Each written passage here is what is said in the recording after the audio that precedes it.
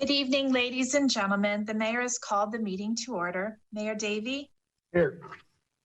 Councilmember Kaplan? Unmuted and here. Okay. Councilmember Laredo? Here. Councilmember London? Here. Councilmember McCormick? Here. Mayor Moss? I'm here. Councilmember Segurola? Here. Mayor, we do have a quorum. Okay. Mayor, if we can, Mayor, if we could do a motion of the council of those members that are present to allow in the chambers, to allow the members that are virtual to appear virtually, and the motion should be general. It should be a motion to allow council members to appear virtually during the pandemic while the declaration of emergency is still in effect. So moved. Second. And it should be voted upon by the only people that are in the room with you. All those in favor? Aye. Aye. Nobody's opposed? Okay, motion's passed. Motion carries. The next item, Mr. Mayor, is an invocation led by Rabbi Avremo Caroline from Chabad of Key Biscayne.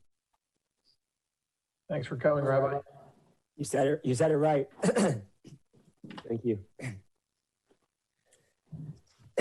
Good evening, Honorable Mayor, Vice Mayor, our esteemed council members, those who were recently elected or re-elected, those who are continuing their service of the community. We appreciate it. Thank you.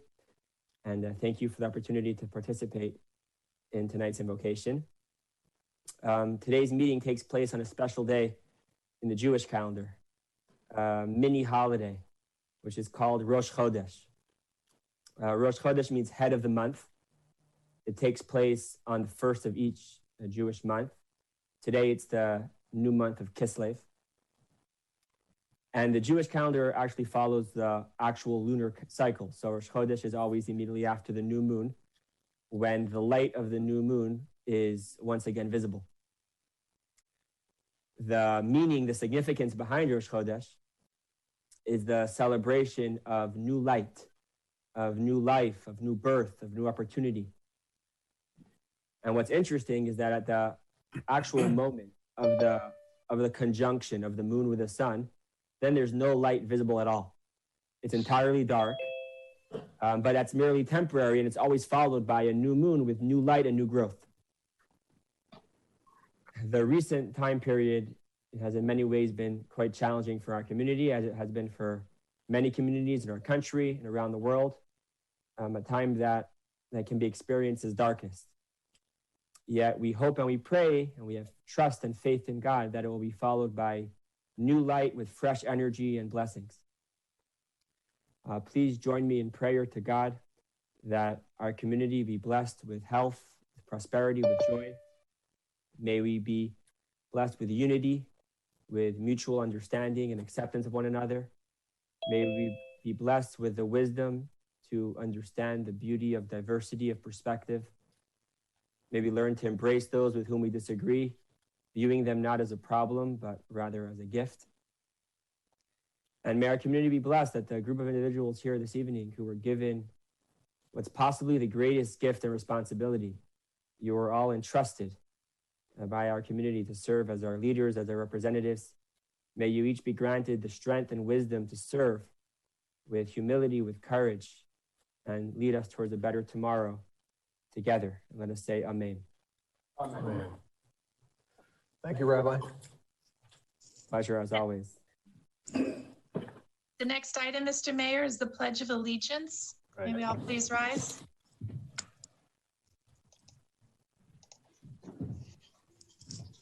I pledge allegiance to the flag of the United States of America, and and to the republic for which it stands, one nation, under God, indivisible, with liberty and justice for all. The next item, Mr. Mayor, is brief comments by council. Right. Well, let me formally welcome everybody. We've all been installed or reinstalled, so welcome back to Council Members Chaplin, McCormick, and Moss. Glad to have you here. looking forward to getting some stuff done over the next 2 years. So thank you for participating and thank you for being here. I do want to just tell the community, I don't know if I've gone mute or not. You know, we got great news on Friday that we are we are now participating in the Army Corps of Engineers shoreline protection study. We're very excited about that. So thank you to everybody. Thank you to the council members. Thank you to the manager. Thank you to our staff. Thank you to our former Mayor Jimenez, who's now a Congressman-elect, for his work. Thank you to our former Congresswoman, Donna Shalala, for her work on this. Thank you to Senator Rubio. Thank you for everybody who put efforts into getting us in this study. This is a great step for Key Biscayne. We're excited to have taken this step, and we're looking forward to much more progress going on. So those are my comments for today. Who wants to speak? Okay. Councilmember Laredo, you're recognized.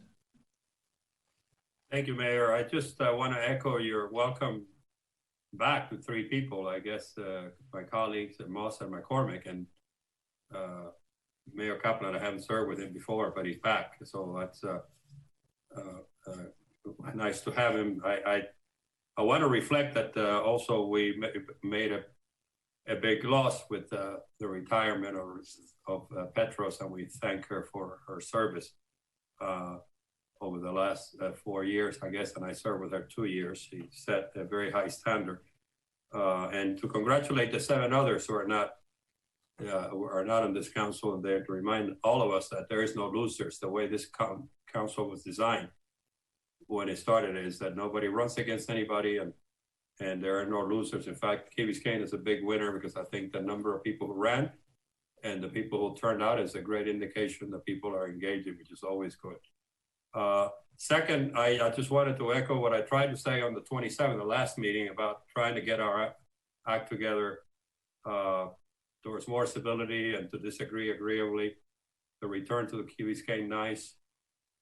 And Rabbi's comments today, I guess this will be even better word, you know, to get some new light into our proceedings so that we can lead by example in bringing us all together in this community. And I was very, very, when I first joined this council 2 years ago, I said that at my opening remarks that I wanted to be part of the legacy of an action council. And I was so pleased to see or hear Alison McCormick's comments in her swearing in the other day when she talked about that the clear mandate that she saw on this election is that the voters want action. And so I echo her remarks, and hopefully that would mark the next 2 years so we can get things done for the people who elected us, and so to get to work. So thank you for allowing me to say that, and welcome back, all 3 of you. Looking forward to working together. Anybody else want to speak? All right. Yeah, I guess I will just say thank you to my new colleagues for welcoming me back into the fold. Last night's first round of action at the executive session seemed to me to be propitious. We seem to be off and running in a good way, and I feel good about that, and I'm glad to get back to work. Thank you. Thank you. Okay. Oh, I'm sorry, Councilmember McCormick.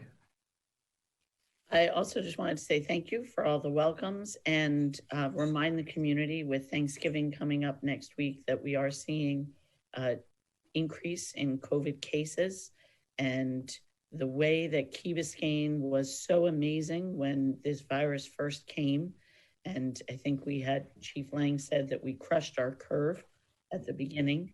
I'd like to see our community remembering it's hard and we're all tired and it's been a long run, but we have to continue to look out for each other and wear our masks, wash our hands, and limit our social interactions as best we can. Certainly indoor interactions. We're blessed to be able to celebrate Thanksgiving outside. If you can, I'd suggest doing it. So look out for each other and wear your masks. Thank you. Thank you. All right. Clerk? The next item on the agenda, Mr. Mayor, is public comments. Okay. Do we have anybody signed up? Not at the moment, sir. Okay. Ladies and gentlemen. I understood that, sorry, There's an echo here. I think it's Ed. If Ed, Ed, you gotta plug your microphone in. Ed, London, plug your microphone in, please. just mute. No, just mute. Or mute yourself. sorry.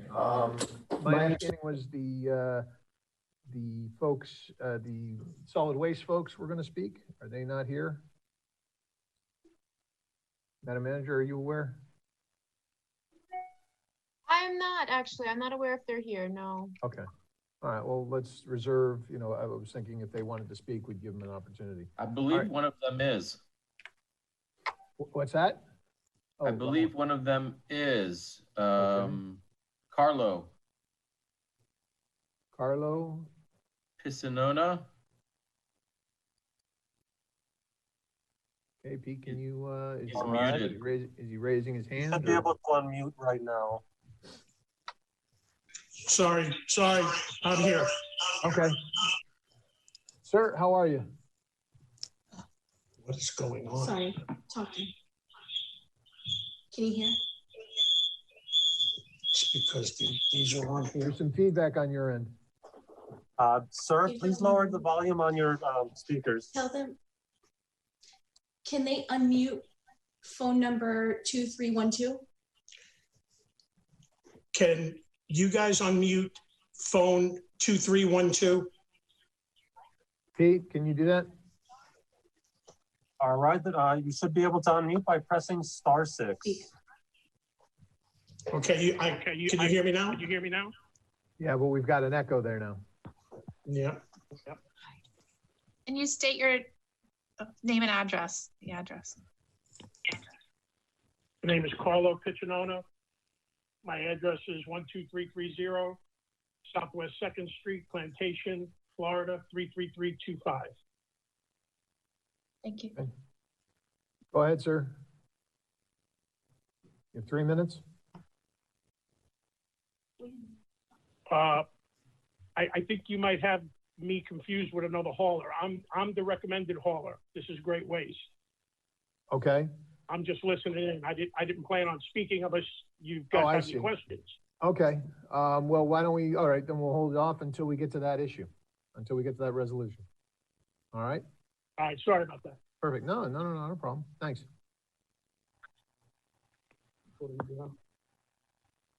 If we have no speakers signed up, let's move on to the next item. Mr. Mayor, no, there is one speaker signed up. It is telephone number ending in 457. Caller, please dial *6 on your telephone now.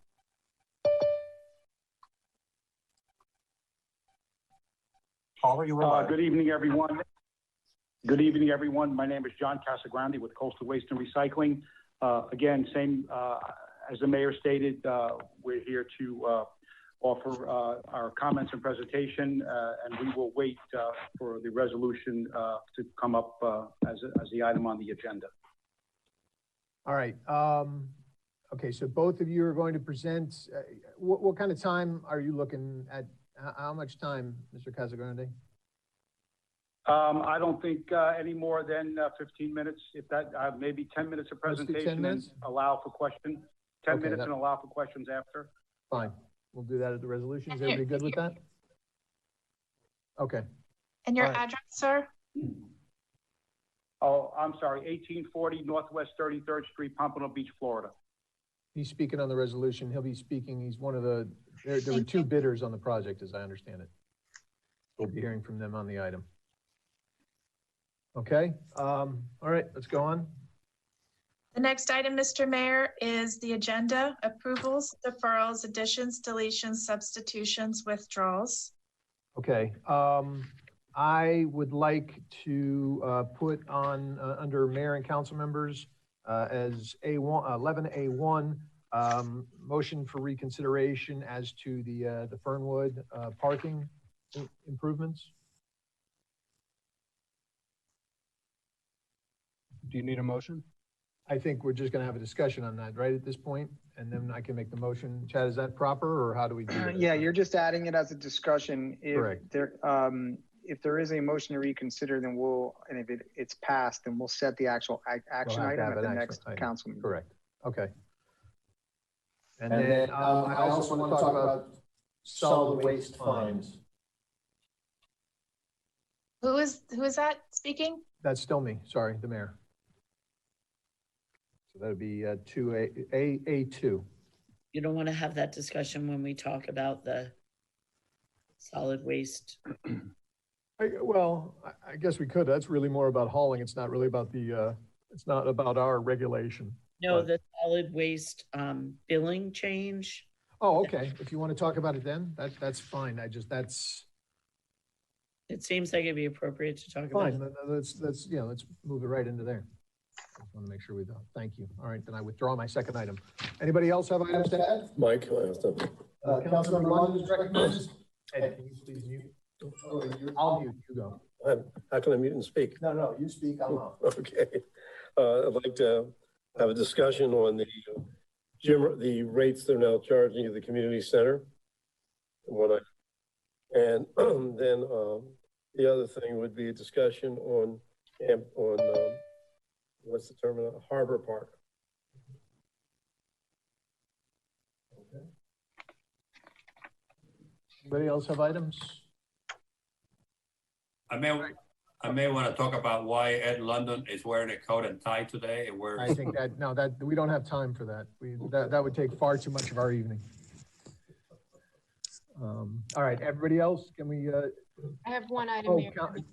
Madam Manager? Yes, I'd like to add a special presentation regarding CARES Act program funding to be presented by Mr. Brooks on behalf of the Chamber of Commerce. Okay. Presentation? Yes, That'd be please. 7B.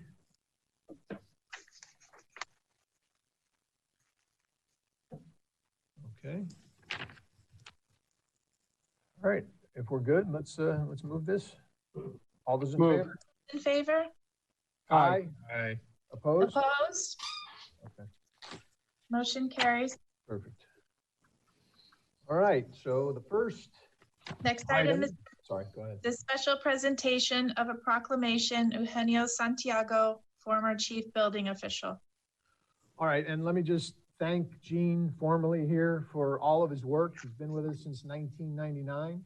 I think people don't realize that without Gene's efforts on behalf of this Civic Center and the Community Center, we might not have them today, and certainly the Community Center might have wound up not going as well as it did. So thank you for those, and I will read the proclamation. Whereas Eugenio M. Santiago has been in public service for 21 years as chief building official for the village of Key Biscayne, and whereas Mr. Santiago has been instrumental to the development of the village of Key Biscayne, and whereas Mr. Santiago received a Bachelor of Science in Civil Engineering degree from the University of Miami in 1972, and whereas prior to joining the village as a building official, Mr. Santiago obtained over 30 years of professional experience as a structural engineer, and whereas in 2007, Mr. Santiago was named Employee of the Year by the Village of Key Biscayne for his exemplary work, professionalism, and leadership of the village's building department, and whereas Mr. Santiago celebrated his retirement as Chief Building Official of the Village of Key Biscayne on November 12, 2020, and whereas Mr. Santiago's daily presence will be deeply missed by his colleagues in the Village of Key Biscayne, who have benefited from his knowledge, his leadership, and his professionalism over the past 21 years. Now, therefore, I, Michael W. Davey, the mayor of the Village of Key Biscayne, Florida, do hereby issue this proclamation to memorialize our gratitude to Eugenio M. Santiago and for his excellence in service and dedication to the Village of Key Biscayne. In witness whereof, I have hereunto set my hand and official seal of the Village of Key Biscayne, the 17th day of November, 2020.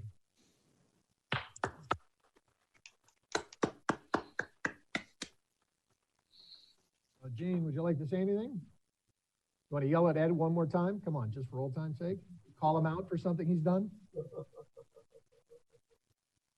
Oh, okay. I'm in music now. Oh, I just want to say it's been a pleasure to serve the community for this many years, and Very well, I got to know them. I have very fond memory of messaging. If not already. So thank you for the information, and I wish you luck on the future.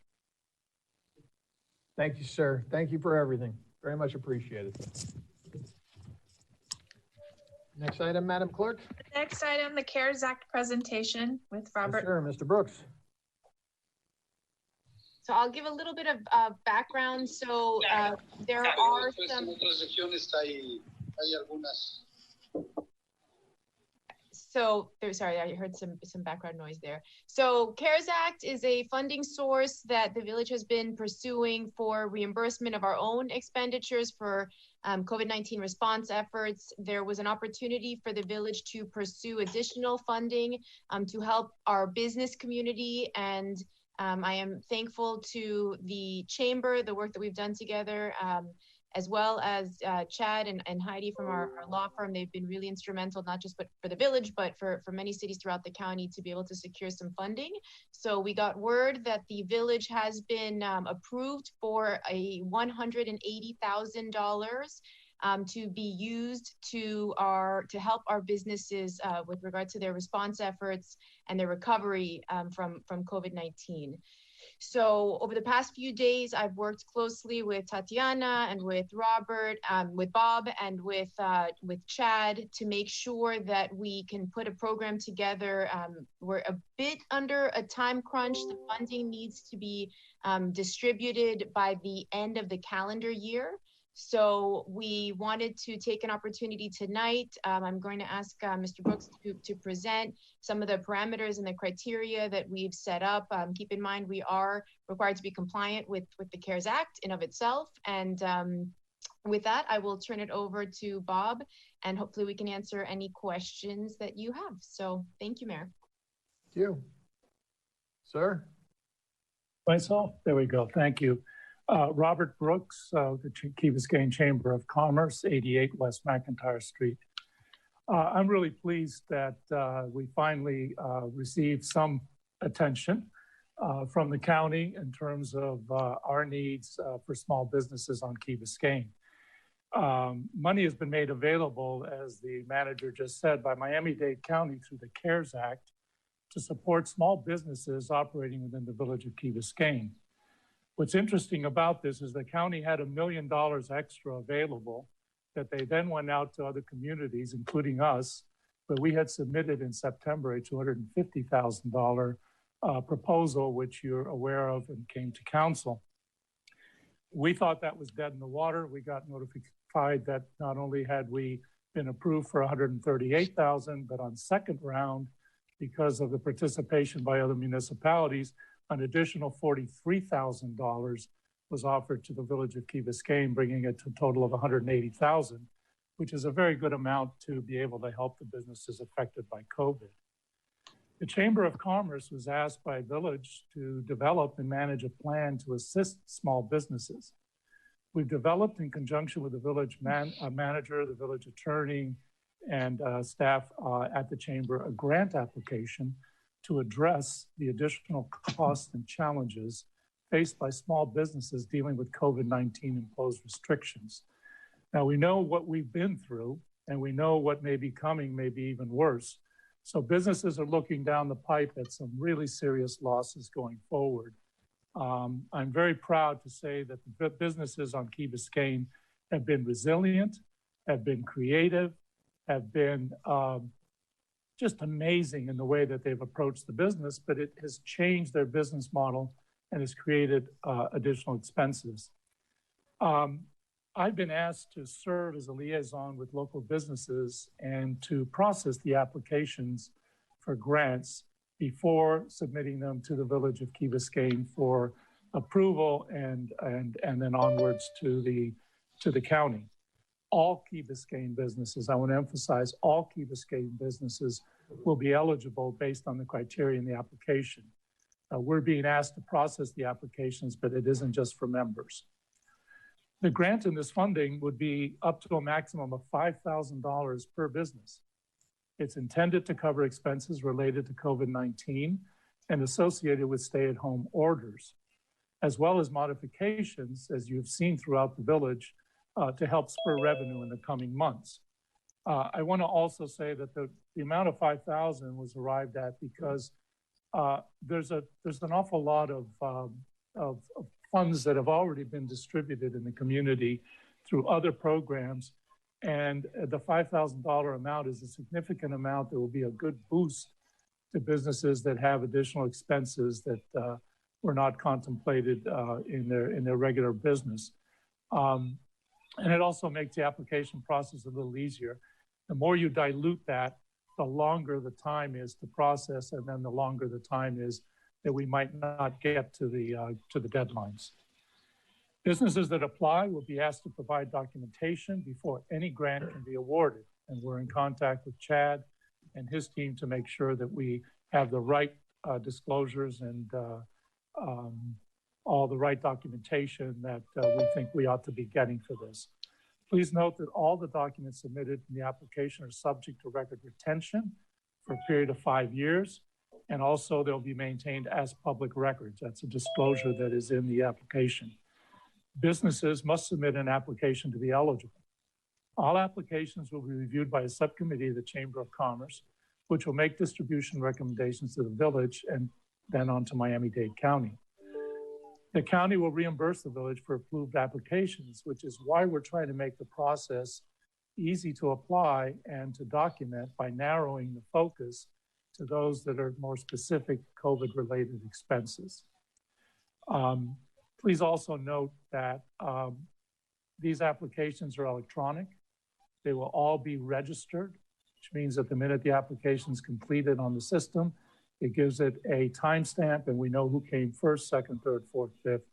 And as we go through them, we'll make sure that they qualify, or that they don't qualify. We'll be going back to them for additional information. These grants will only be awarded to businesses that must demonstrate that they have been negatively impacted by COVID-19 pandemic. Publicly traded businesses are not eligible. This is under the CARES Act. Businesses must be located within Key Biscayne. They must provide local tax receipt or certificate of use, be in operations for at least 2 years, have 30 or fewer employees or independent contractors. The grantee must have 20% or more ownership in the stake, a stake in the business. That means the person applying or the person providing information must give us that the business is 20% owned by somebody who is applying, and have not had any bankruptcies or foreclosures in the past 3 years.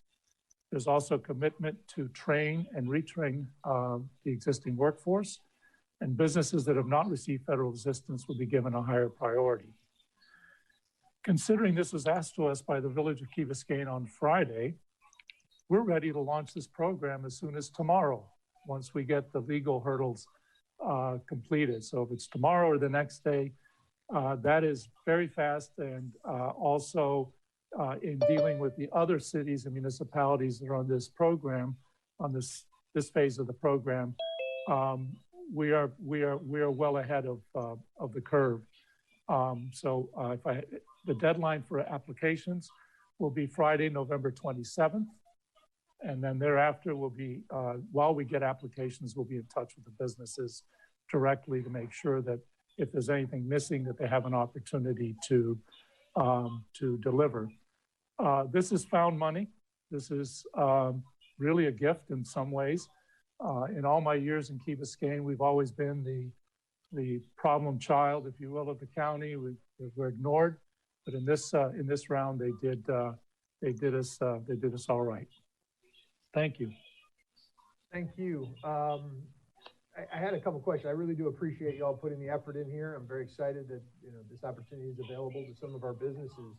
But I'm going through and I'm just curious, are we going to rank? I just wanted clarification. Are you going to rank based on the impact of COVID on certain businesses? Are you going to, I mean, is there some, not you, but does the process have some sort of ranking?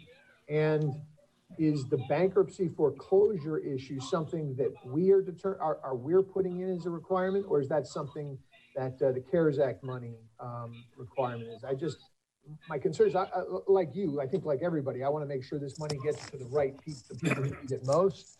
I'm a small business owner here on Key Biscayne, but frankly, my business has done okay through this period, so I will not be making an application. But I want to make sure, a lot of our restaurants, a lot of our retail businesses have probably been more detrimentally impacted than, say, professional businesses such as mine, but I can't speak for everybody. So how are you going to document? I guess that's another question. How are we going to document the damage that COVID did to businesses? Those are my three focused areas, is how, are we ranking the bankruptcy foreclosure, and then how are we documenting? Okay, good questions. On the ranking, basically first come, first serve means you put in your application, it's complete, and you're first in line, it meets all the criteria. We would have no reason to dump you, if you will, or to challenge that application. The reason for foreclosures and for bankruptcies is that any money that we give in a grant would also enter into the bankruptcy. So that's the reason why you want to make sure you understand what's going on in the business. But let's say a business that had a bankruptcy 10 years ago and has been out of the bankruptcy, has been in business and operating, then that's something we can verify, and they would not be excluded. We're talking about something that would be a current bankruptcy, where we would be at risk that the monies would be absorbed for other purposes, for other creditors.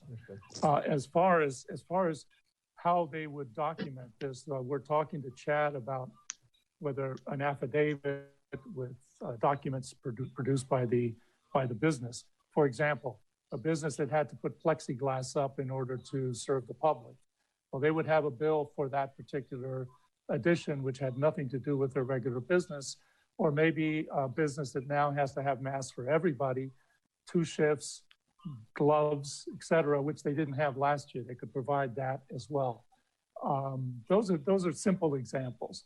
Maybe they had to hire additional cleaners. Now they have to clean 3 times a day instead of once a week. So we would be able to evaluate that. It's basically trying to get it to what has changed in the business dramatically that has been impacted by COVID restrictions and requirements. Maybe a business had to put outdoor seating. Well, the outdoor seating could be qualified because it is part of an expansion in order to serve the public better, because you can't serve them indoors. Those are the kind of things that I'm seeing in all the different programs that we're trying to narrow down to be able to say, okay, we're going to take your receipts, or we're going to take your financial statements. What we're trying to avoid, Mayor, is that everybody has to provide their 1040 of 2018 compared to 2019. Well, the pandemic wasn't there in 2019, and it just doesn't make sense for $5,000 to go that route. Okay. And they're fairly flexible with the program. Anybody else have questions? I think I would just urge, Bob, some precision in your analysis. It's conceivable to me that businesses on the Key were facing foreclosure, but may be operating under forbearance or an abatement or some similar agreement. And so if the question that requires a precise answer is, have you been in foreclosure? The answer may be yes, but the circumstances may be innocuous. Exactly. The same principle applies to an operating bankruptcy, potentially. I don't know whether anybody's in that circumstance, but it's conceivable that they could be. Frank, I think one of the whole ideas of an application process, it isn't, if you check off the wrong box, you're out. It's basically, I would then go back to the business to find out some details. That's the whole liaison. And really the work involved in this is to make sure, one, that we have a valid application, two, that we have a valid grantee. I mean, it's important that the business be in business. We don't want to do a grant to a business that's already closed, or is a business that doesn't exist, or a business that isn't even registered with some business, meaning it doesn't exist. So they wouldn't have a tax return necessarily. So those are the kind of questions that we will be asking as they come up in the application, which is fairly thorough, but also it pinpoints areas where we have questions that we can ask. Mike, Mayor? Yeah, Councilman McCormick and then Councilmember Laredo. Oh, sorry. Did you want to go, Luis? I didn't see. I just want to know how, what's the 2-year, what's the rationale? Did they have to be here 2 years? Councilman, that was in the original proposal to Miami-Dade County. The idea was to have businesses that were established here, have had some kind of a track record. And that was put in the original one. And since it was in the original one under which this was approved, that then is what we have to go by. Other counties have done 1 year, some have done more than 2 years. So 2 years may be fairly arbitrary, but I think it gives us the businesses that are, have been in business and have had a couple of cycles of sales to be able to really feel the effects. Okay, Councilmember McCormick. First, thank you very much, especially for being able to do this with such a quick turnaround. Some of the things that really stood out to me, I like that you made a point of saying this is for all businesses, not just members of the chamber. I do have some questions about, given the tight time frame, how are we communicating this to the businesses, both members and non-members of the chamber? And where, if they hear about it, where do they go to find the information and the application? Thank you, Councilman McCormick. Good questions. We will be doing email blasts through several platforms that are known on Key Biscayne. We will also be advising people through the Village Connect. We will also be reaching out to businesses that we know might be less socially online, but this is an online process. All of the organizations that are doing this have had to do it online. Otherwise, you really have a problem in terms of getting a deluge of paperwork and then having somebody come in with one piece and not another. So we will be doing a very significant blast, putting it in the newspaper, any print media. We'll also be putting it in there. So we are going to try to make it as available as possible to all the businesses with the details, and then a link in the social media to be able to link to the application where you'll get additional information. It's really pretty seamless the way it works. Great, thank you very much. You're welcome. Thank you. Thanks, Bob, for doing this. Well, you're quite welcome, and thank you very much to the village for supporting this. This is a wonderful effort of this public-private partnership we have, so thank you. Right, next item. Next item, Mr. Mayor, is the consent agenda. Moved. Second. Second. Okay, discussion? Mayor, just August 25th, it's just a correction. On page 4, it refers to you as council member, not mayor. Okay. Just a typo. Page 4 of the August 25th. It starts at the last resolution. Council member David made a motion. I am a council member. I just happen to. Thank you. All right. My apologies. Any other comments? All right, moved and seconded. All those in favor? Aye. Aye. Opposed? Okay, Motion carries. perfect. The next item, Mr. Mayor, is the first reading of an ordinance of the Village of Key Biscayne, Florida, amending Section 2-62 late payment charge special assessment lien for delinquent solid waste and recycling service fees of the Village Code of Ordinances relating to the village's solid waste and recycling fees and collection methods, providing for severability, providing for codification, providing for conflicts, and providing for an effective date. Move. Second. Okay, Madam Manager. Yes, thank you, Mr. Mayor. So this is the ordinance before you is a staff initiated ministerial change to our collection method regarding our solid waste fees. So right now, the village administers our own solid waste billing and collection. We have not had historically the best collection rate. I commend the staff. We've improved from less than 60% collections. We're probably closer to 78% collection rate. And what we're trying to do now is update our collection mechanism. This does not change the rate. This does not change the service level by any means. But basically what the customer experience, how it will be different is that our single family homes who get our solid waste services from the village, instead of receiving the bill from the village on an annual basis, they would receive their bill through the property tax bill. So there is one point that that I wanted to make. If you do happen to have a mortgage on your home, this might impact your escrows. We can talk a little bit more about that if need be. In the agenda packet, we've included a sample of the tax bill so that our residents can take a look and get an understanding of what that would look like when they get their tax bill. We've also included the ad that we are required to run in the Miami Herald. I got some feedback that it might be prudent to include the ad in the Islanders so that all of our residents are aware, which is beyond required, but I think it's a good idea. So we'll go ahead and do that. It is important that we communicate very effectively so that residents are not caught off guard by this and folks understand it's not an increase in a tax in any way. It's simply a collection mechanism.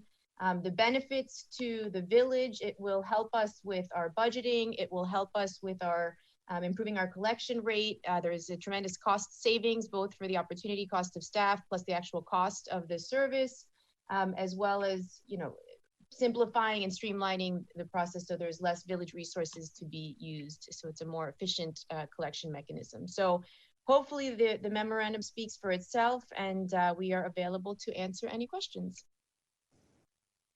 Councilmember Moss, you recognized? So this we're looking at 2021. You still are going to collect 2020 collection, right? Correct. Okay, just want to make sure. No, I think this is a great idea. I think it's a great initiative. I think it will be more efficient in the way we collect. Your escrows may go up $50 a month if you have a mortgage. That'd be about it. Is there a bonus? Is there a 4%?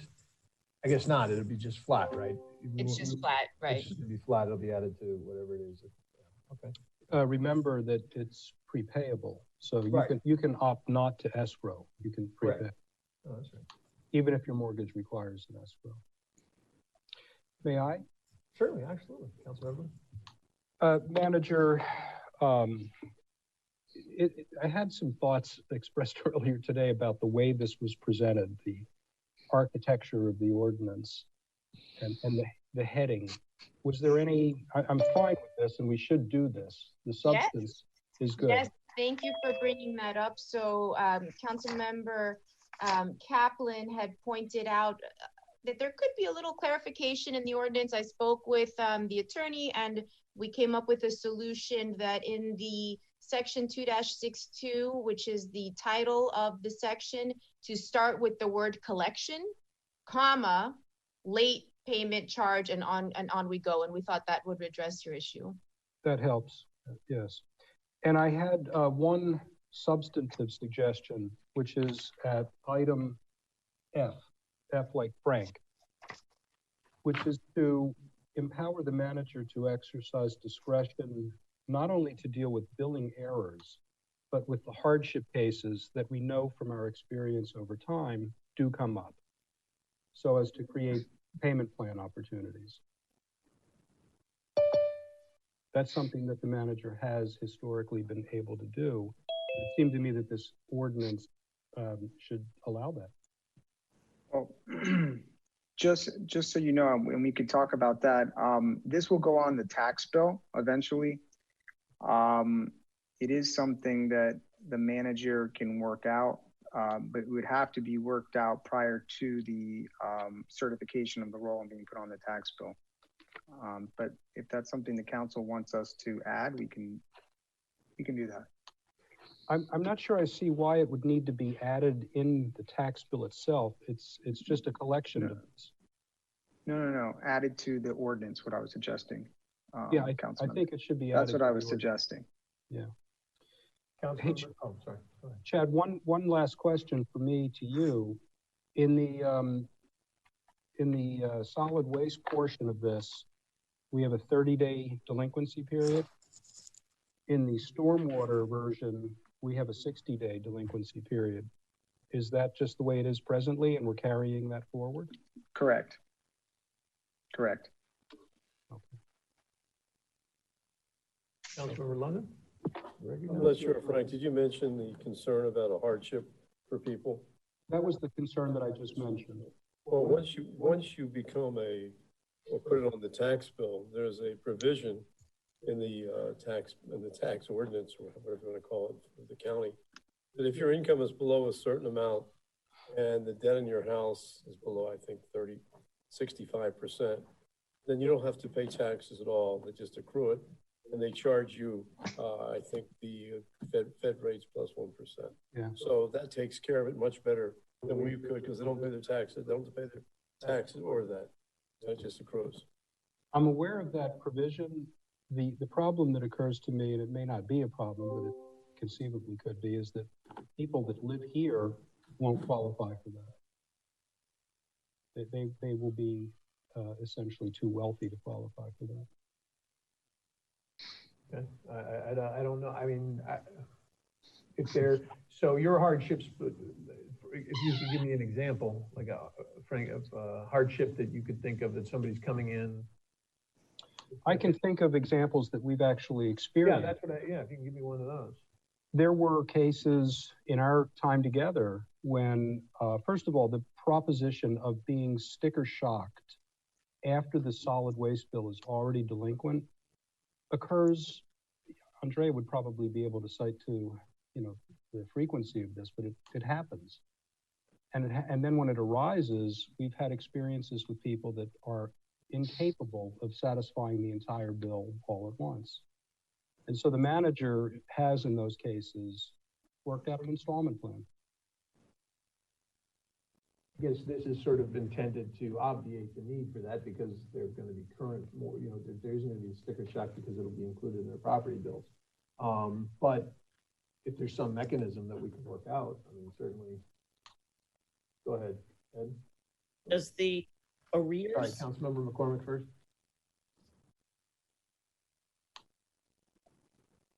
Councilmember McCormick, you're recognized. Oh, sorry. Just to follow up with what Frank just said, are the unpaid balances getting added to the tax bill, or just going forward each year's fee? No, it's the upcoming year's fee. So the sticker shock issue maybe wouldn't be there, right? If we've done a really hard press trying to collect unpaid.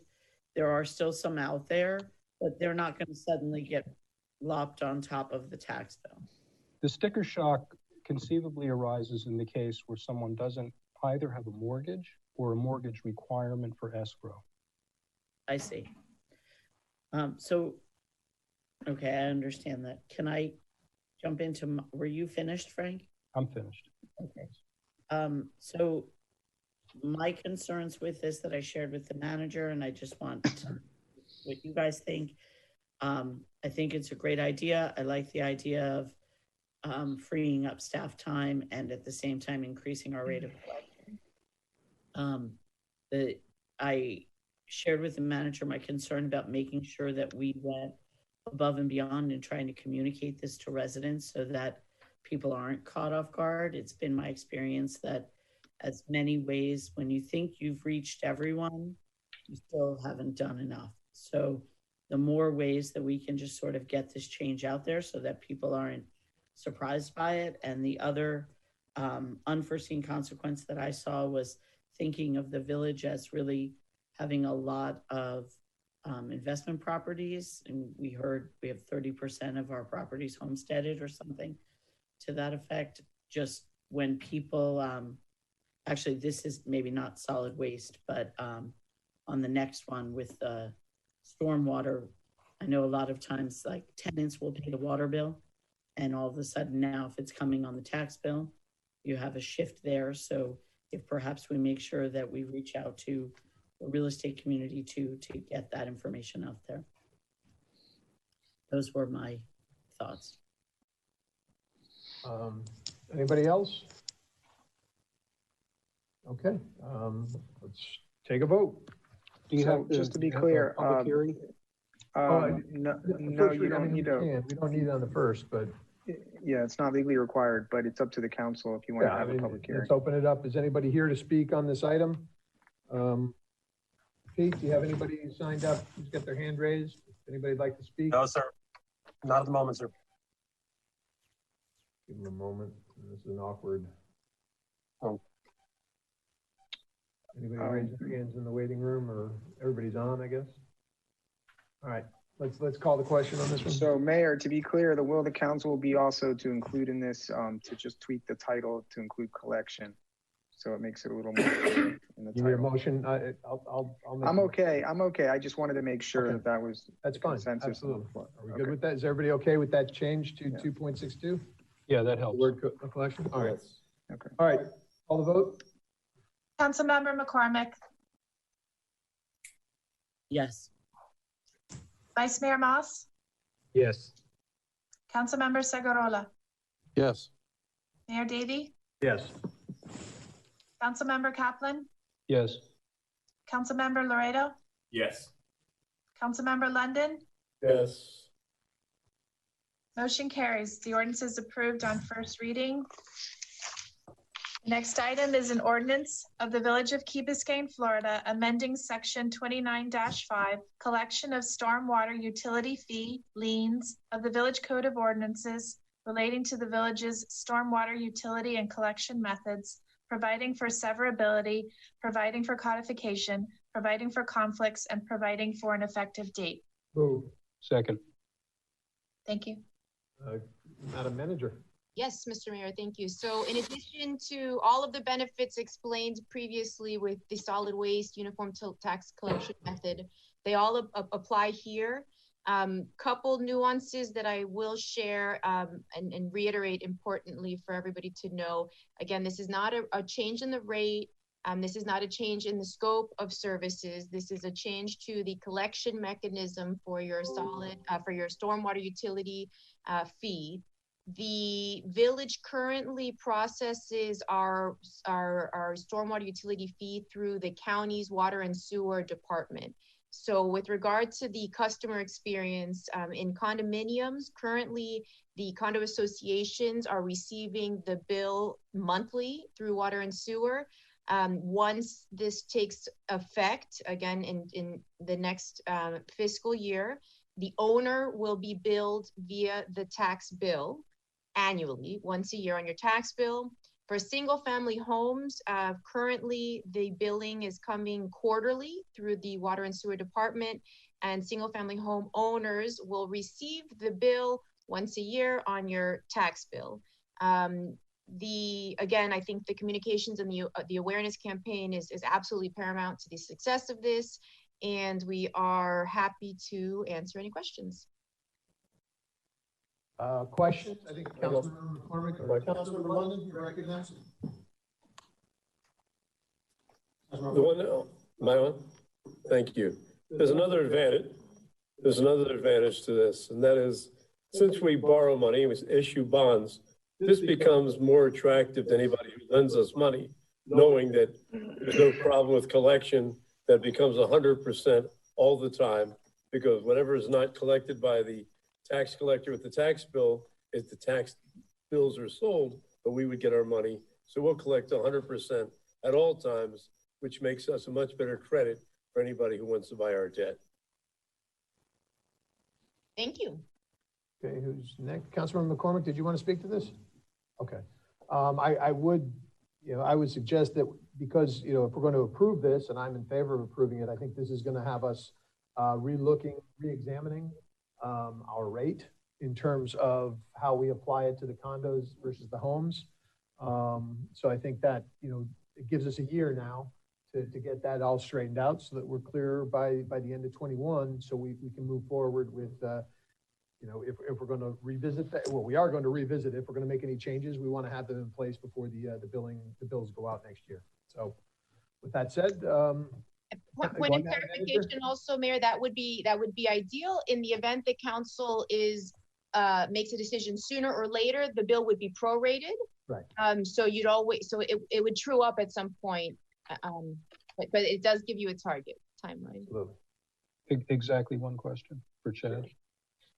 The question, Chad, because of the delegation to WASD to collect on our behalf, ought we authorize the manager to, in effect, rescind that delegation so that we can employ this other methodology?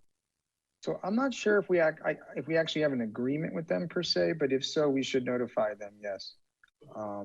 I don't know our relationship and how we ask them to do it, but we should tighten that up. I agree. Okay. All right, let's call the question. Vice Mayor Moss, Yes. Councilmember Segurola, Yes. Mayor Davey, Yes. Councilmember Kaplan, Yes. Councilmember Laredo, Yes. Councilmember London, Yes. Councilmember McCormick, Yes. motion carries.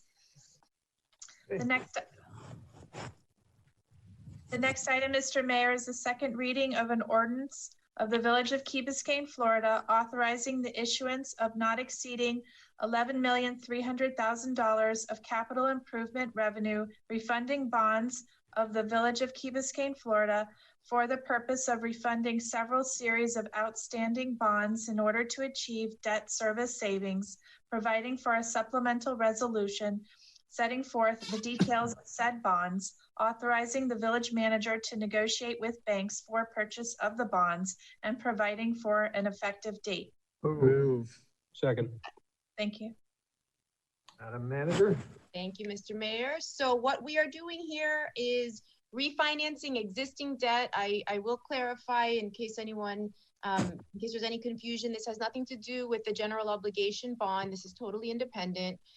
We have been working for probably about a year now, and we've identified over $11 million worth of outstanding debt where the village staff felt that we could negotiate better terms and better conditions, better rates that would ultimately, based on our market research, would yield about $450,000 to over $700,000 of savings net of cost in present value dollars. So what is before you is an ordinance on second reading authorizing us to go to market. We have prepared an RFP that would be sent to the different banking institutions for a competitive process. Assuming the ordinance passes today on second reading, we would bring back a resolution with the actual agreement that would have the specific terms, the specific interest rates, any prepayment penalties, any specific clauses that would be in the agreement. It would be brought forth for ratification by council at the next, probably at the January council meeting. We are happy to answer any questions. We also have our financial advisor, Hilltop. I think Matt is here from Hilltop Securities, who can also answer any questions. And with that, Mr. Mayor, we are happy to answer any questions. Okay. First, I want to thank Mayor Kaplan. You come back and we start saving money immediately. Causation and correlation. Anybody have any questions on this one? I think it's pretty simple. It's a net savings, and I move that you call the question for the people to understand in plain English. We're saving. We're saving. All right. $500,000. There's just one suggestion, and maybe this is unimportant, but it might not be, which is to include, there was a reference in the Hilltop memo to the 2011 bond and the 2011B bond. And the notion was that they were too small and maturing too soon to be of great consequence, and lumping them in with the defined term prior bonds. But at the same time, if they can be lumped in the refunding and the resulting savings makes it sensible to do so, why not include them in the ordinance and leave it to whoever's shopping the terms to figure out whether that's a good thing? Madam Manager seems to be chomping at the bit to respond. Yes. So Mr. Kaplan, thank you for bringing that up. I actually circled back with staff, and we did, if you look in the ordinance, we actually included it in the whereas clause item B, in the 7.13 million, it does include the 2011B bonds. So I think we're covered. So thank you for pointing that out, and we verified. So I think you have ensured we have that flexibility. So thank you. Before we vote, I want to open this for public comments. So we could open it up. Pete, do we have anybody signed up to speak on this issue? No, sir. Okay. Nobody signed up. Okay, I'm going to close public comments. That was pretty easy.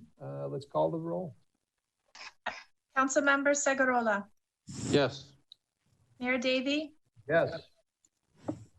Councilmember Kaplan. Yes. Councilmember Laredo. Yes.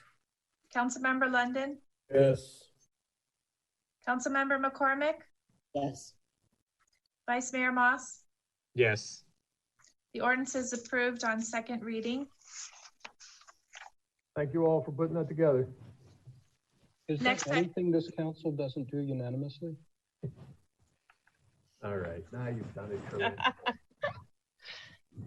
The next item, Mr. Mayor, is an ordinance of the Village of Key Biscayne, Florida, amending Section 2-251, creation, composition, and qualifications relating to Parks and Open Space Advisory Board member qualifications, providing for severability, providing for codification, providing for conflicts, and providing for an effective date.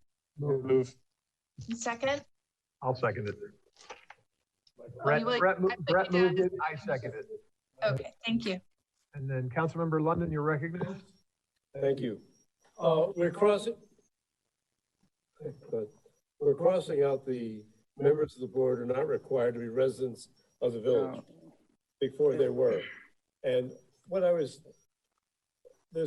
we define residents, do we also define owners who don't live here? They might be living in Chicago, New York, Buenos Aires, but they're owners here, and they have a vested interest just as much as a resident, or the spouse of the owner has as much a vested interest. So somehow or other, the definition of residents made me think about, aren't owners and spouses of owners also, can't they be on a member of these boards? Chad, how can we change that? Well, you can change it any way you want. I mean, I think the direction from the council was to make it express that residents are required. And I apologize, I see in the backup that, and we had updated the ordinance, but it didn't, I guess there was a mistake, it didn't get included. But the backup should have read members of the board are required to be residents instead of the full strike through. So we'll just, on the motion, we'll have to make that change. But in answer to your question, Ed, if you guys want to make those rules, you can. We did look at all the other active boards, and to my surprise, all of them do have a requirement for residency. So that's why we're not going to bring any of them forward. But it's up to the council for. Okay, I jump in. As a policy decision, Ed, ownership, it does not qualify you. We the spirit, at least, is that we need somebody on the ground who is aware as many days of the year. Absentee owners are wonderful. If you find a superstar, I'm sure, as we discussed at the last meeting, we can make it by resolution an exception. But the spirit here was to get people who are, and plenty of them who are here full-time and are aware of our problems, and that would be very helpful, particularly in this area, which is so important. Okay. Councilmember London, you want to... I understand what you're saying, Luis, and I was one of the people who was concerned about residents. By the same token, someone who might be here 6 months of the year and away 6 months, whose official residence is in Chicago or New York, he's still here. Most people, a lot of people, I should say, are not here 12 months of the year. They don't meet 12 months of the year, like in the summertime and other times. So I think it's really not fair to people who have a vested interest in the village, who care about the village, and they're an owner in the village, not to be able to participate. This probably become a meaningless thing because most people won't be interested. But I think if we have those qualified people who have an official residence somewhere else, but own a place here, they should be considered. Councilmember, I would be entertain a motion to amend that that we accept people who reside part of the year in Aspen. I want to exclude them from council. Vice Mayor, you recommend? What is the definition of resident? We, in some I of mean, is it our, voting card? well, I I'll don't tell know. you, no, I mean, I can tell you License? in some of our ordinances, we actually say you have to be a resident here for the preceding 12 months, basically living here. This one didn't have that language. There is a definition of a Florida law, which I can look it up if you want, but. And Councilor, the qualification to run for council is a pretty good one. Yes, that you have to be here for 1 year. Correct. Yeah, but do you have to be a citizen to qualify as a resident, or can you certainly have to? Or, so it's a little bit different then, because. Yeah. I would just go to Councilmember Laredo's point. I think, I understand what Ed's saying. It's a valid point, but I think we can make exceptions moving forward. If we do have people who are interested in these boards who are not residents, we can make some sort of special accommodation in those extenuating circumstances. But I think that the spirit that we're all trying to operate in is we want residents to be running these things. So I would agree to the language as is. I will vote below the unanimity and vote no on this one. I think it's just unnecessarily constraining, but I would vote yes if it allowed in the text for discretion to allow non-residents. And, that would address Ed's point. It would also address the proposition that people that have contributed for a long time, who for whatever reason move either temporarily or go to Coconut Grove. Right. To have such a non-discretionary forced exit just seems excessive to me and unnecessary. Well, is there an amendment proposed? Thing, Frank, is that we spent, I don't disagree with your comments, but we spent quite a while going through and trying to true up all the different boards to make them sort of read the same. And now this would be an outlier. The rest all have residency requirements. And I don't know if it's the will of this council to add in a sentence on, everything that there's discretion. I have no problem with the discretion. I just want to point out that we are now Uniformity. undoing what we've done. I'd obviously prefer uniformity, but with the discretion added to the text, because then it's guidance. It shows that there's a window. Lies within the Councilor discretion London? within our inherent powers as council members. I think we're trying to simplify things. We've had a lot of discussion on this. And the key word here is consistency with the other ones. And Here, if I could propose, well, Councilor London, I was proposing that the definition of resident be changed for all boards to be someone who this is his legal residence, or as an owner, or as a spouse of an owner, since they all have vested interest in the village of Key Biscayne. They all have investments, their lives here, their money's here, and I think they should be considered. That's all. Could I propose that we move this forward, but then we come back with some sort of uniformity? I agree. Applied to all boards and committees. We just say, look, resident requirement and residents are defined as Councilmember London just said. And so we've got clarification and we've got uniformity. Can we do something like that? Is that agreeable? Yes, sir.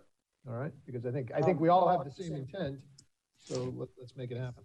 And just to clarify, like I said, I think the motion would be to approve the ordinance, but with the change to just say members of the board are required. So you're just removing the word not. Correct. That's it. Okay, and then we'll come back and have that full-on discussion about that going forward.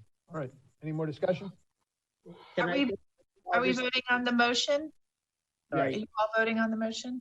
I'm sorry, Councilmember McCormick, you're raising your hand? Yeah, while this is on my mind, I want to be very careful after all we've been through with the definition of the word resident with respect to our residency preferential admissions requirements at NAST, that when this comes up again, if for some reason I'm not there, I want to put it out there for everyone else, that we need to make sure that we're very clear that the change of any kind of definition of the word resident applies only to boards. Back to how it applies to these boards. Correct. I would just caution that, we'd be really careful about that. Excellent point. All right, let's move. Mayor Motion? Davey, Yes. Councilmember Kaplan, No. Councilmember Laredo, Yes. Councilmember London, Yes. Councilmember McCormick, Yes. Vice Mayor Moss, Yes. Councilmember Segurola, Yes. motion carries. Next item. Sorry.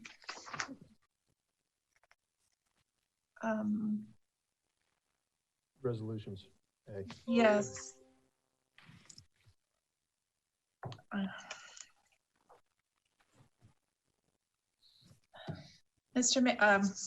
next item, Mr. Mayor, is a resolution of the Village Council of the Village of Key Biscayne, Florida, selecting Great Waste and Recycling Services, LLC, for solid waste collection services pursuant to request for proposals number 2020-63 in an amount not to exceed $579,000 per year for an initial 3-year period with the option of 2 additional 1-year terms, providing for authorization and providing for an effective date.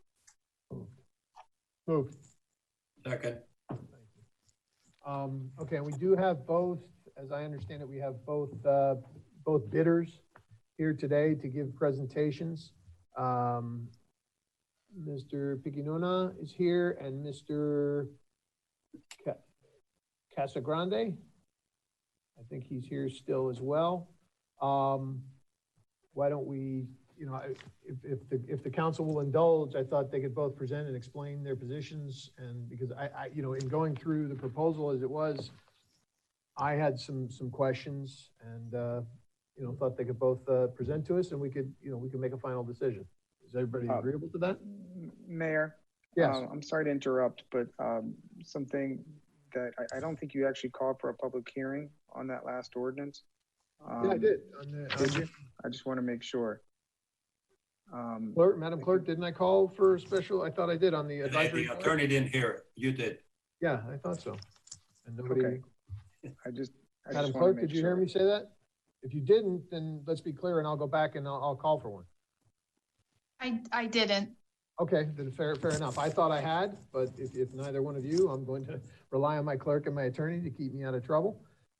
So how do we operate on that? Just ask if anybody's here from the public that wants to speak on this item? On the, I'm sorry, on the ordinance with regard to the creation and composition and qualifications relating to Parks and Open Space Advisory Board member qualifications. Does Peter want to repeat the instructions? No problem. Ladies and gentlemen that are watching us on channel 77, channel 99, or streaming us from our website, if you wish to speak to this ordinance, please call 305-365-7569. And the meeting ID is 231-627-8415. If you are currently in the meeting and wish to speak, please raise your hand by pressing *9 on your telephone or raising your hand virtually in the Zoom app. Mr. Mayor, we currently do not have anyone signed up. Okay. All right, perfect. So that cures that. Thank you, Mayor. Let's go to the next item then. Madam Manager? Sure, if you'd like me to introduce the item. So the resolution before you is it is our recommendation to move forward with an award for Great Waste. The village uses a third-party contractor to do weekly garbage pickup. I'm sorry, twice a week garbage pickup, once a week recycling, as well as a monthly bulk service pickup. We went through a competitive process. We objectively scored the proposals. Price was obviously a consideration, and we are recommending we move forward with the contract with Great Waste. The annual amount, I think the resolution title that Jocelyn read into the record is very clear.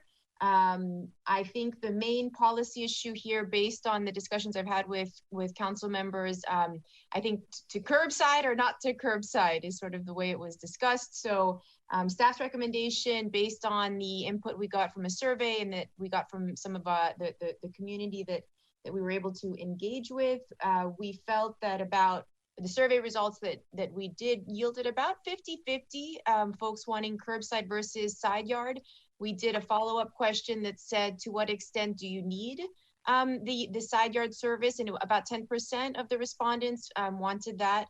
So the way that we've designed this is a curbside based service of curbside with a hardship exception. So anybody who's unable or who needs that side yard pickup, we'd be able to provide that on an as needed basis, or as a sort of as part of the base package. We'll be able to accommodate those residents. So I am aware of some concerns with regard to whether we should do this, the curbside or the side yard. We had in the solicitation included pricing for both. And in the memorandum, we've explained what the cost would be.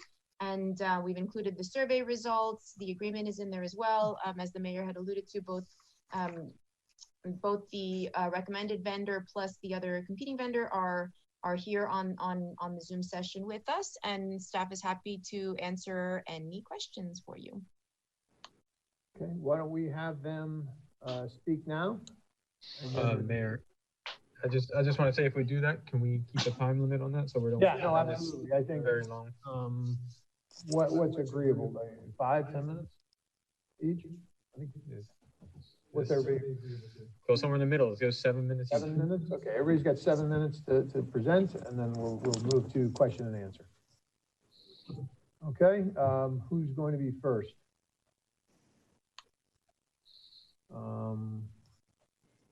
Mr. Piccinona, I see you're on. Are you available? I'll unmute you.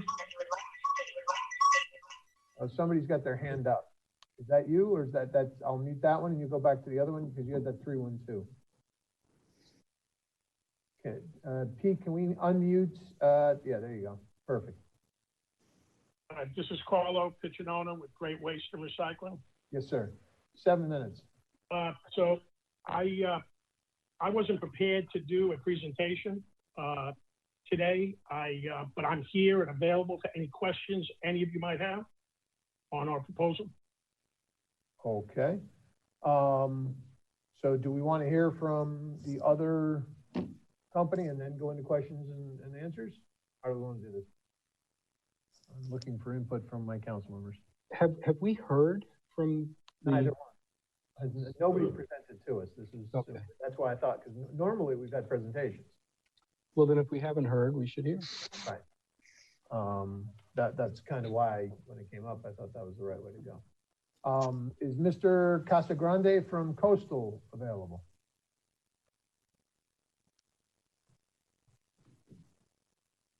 Pete, do you know, is anybody waving their hand or? He is on. Mayor, I'm sorry, I was on mute. Oh, okay, there you go, sir. How are you? Okay, great, thank you. I appreciate the 7 minutes, and I'll keep it within the time. My name is John Casagrande. I'm the Vice President for Coastal Waste and Recycling. A little bit about Coastal. We have about 280 employees, 150 trucks with assets from Miami to Palm Beach. We currently collect about 269,000 single-family residents today, and about 34,000 residents daily, single-family residents daily. Our current contracts include Town of Bay Harbor Island, unincorporated Broward County, Town of Loxahatchee Groves. We were just awarded the Village of El Portel, and we service the city of Hialeah, and of course the Miami-Dade County single stream contract of 228,000 homes. But most importantly, to everyone on council and staff, we have been servicing the recycling for waste management in the village since 2015.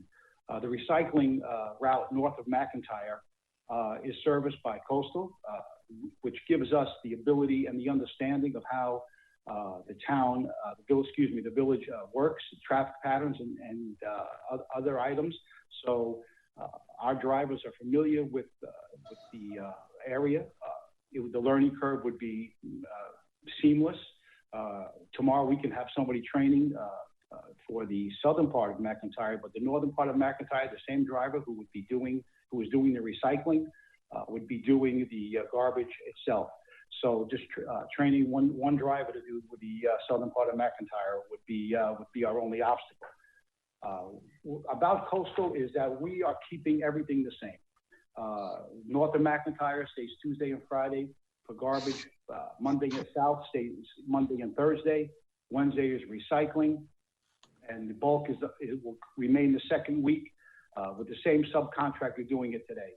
Eastern Waste Services is your subcontractor doing the bulk. They give 4 trucks on Monday, Tuesday, Thursday, and Friday. I've learned in my past experience how important it is not to have those bulk days roll over into Wednesday, and especially Saturday. My own experience in the village of Key Biscayne comes from when the village incorporated. I learned how to service the village through an RFP that was awarded to a company I was working for. And Sam Kissinger, may he rest in peace, taught me the service requirements and what the villages expect and demand from the service provider. And we are willing to do that. I bring these things to council's attention because in our competitor's proposal, he looks to change the proposal to Tuesday and Friday. And I get which can be done. Great Waste is a good company, but they're looking to change everything to Tuesday and Friday. By having the truck there Monday, Thursday, Tuesday, Friday, like we propose, like it is today, you have a vehicle there 4 days a week collecting garbage and bulk. I like to say nothing ever happens, but it does. There is a miss, and if something happens on Monday, the truck is there Tuesday. If something happens Thursday, the truck is there on Friday. The bulk itself will be, again, the second week. In their proposal, they want to change it to the third week.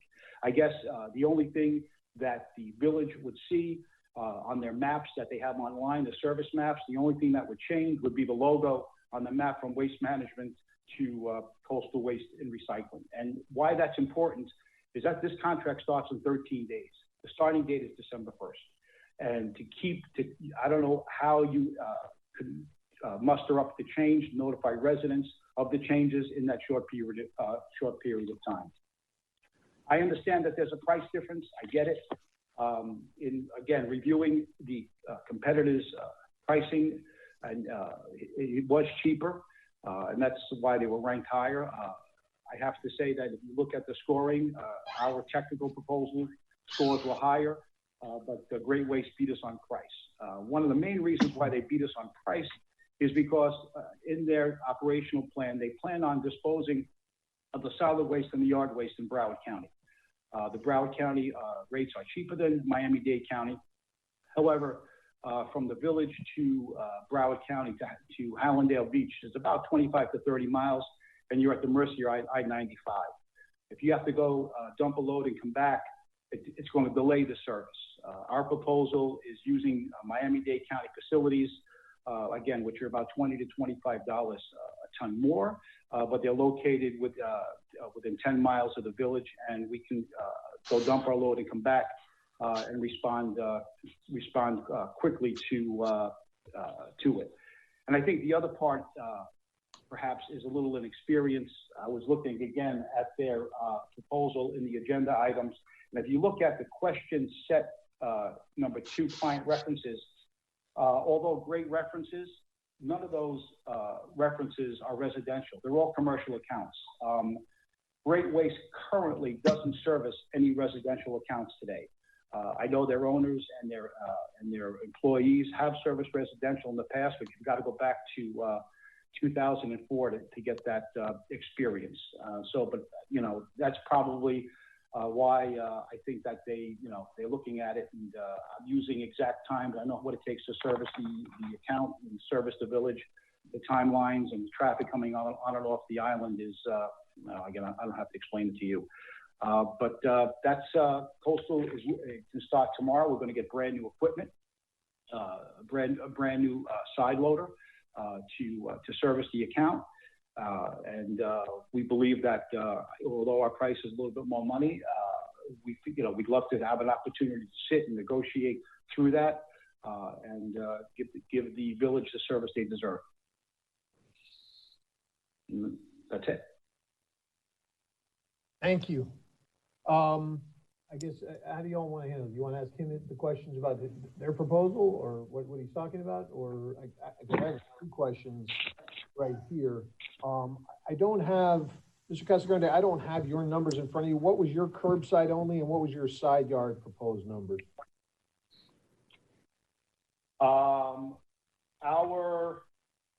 I got to pull it up, I'm sorry. The numbers, we were about, if you look at the gross numbers prepared by staff, it was about approximately $159,000 total in gross. Now, I don't know how they calculated that, but our side door numbers here, I'm sorry. Anytime. I didn't have the proposal in front of me, I'm sorry.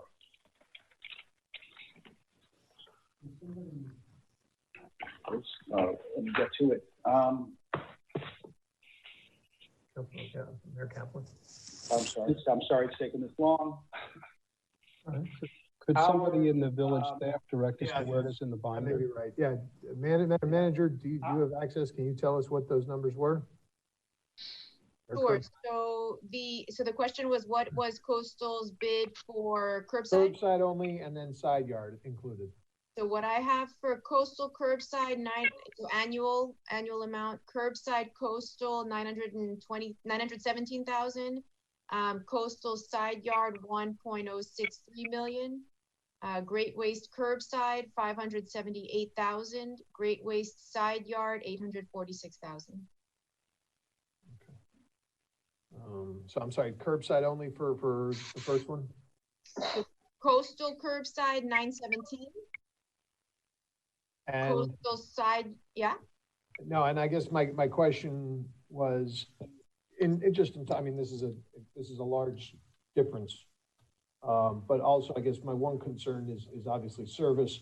So how often do you have to return? You know, if you're picking up, what do we have any numbers on how often? You know, I guess there is a difference in service, and maybe we want to hear from Great Waste about their plans for the services. Again, this all comes down to what level of service do we want for the community? You know, I disagree respectfully with the idea of side yard on an as-needed basis. I think we ought to be talking about that as something for the entire for the program. This has been a large issue for a long time. But what are everybody else's thoughts on that? Any other questions you want to hear from Great Waste, or what do you want to do?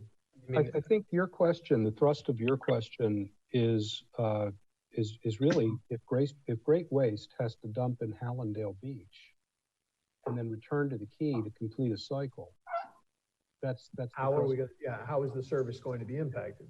That really is my question. I mean, they're definitely much cheaper, and that's a good thing, but practically speaking, if we're not going to have the garbage picked up, what's going to happen? That's my concern. Well, I mean, they would be breaching their contract if they're not picking up the garbage. You know, I think that, I mean, they have to operate and perform at what they think they can do. And if they can't, I mean, we would have to say that we'd have to terminate the contract and go with somebody else at that point. I don't think we should get too far into discussing this. I mean, I think our manager, I think our staff have went through this very closely. I'm going to lean on what they have come out with as being the recommendation.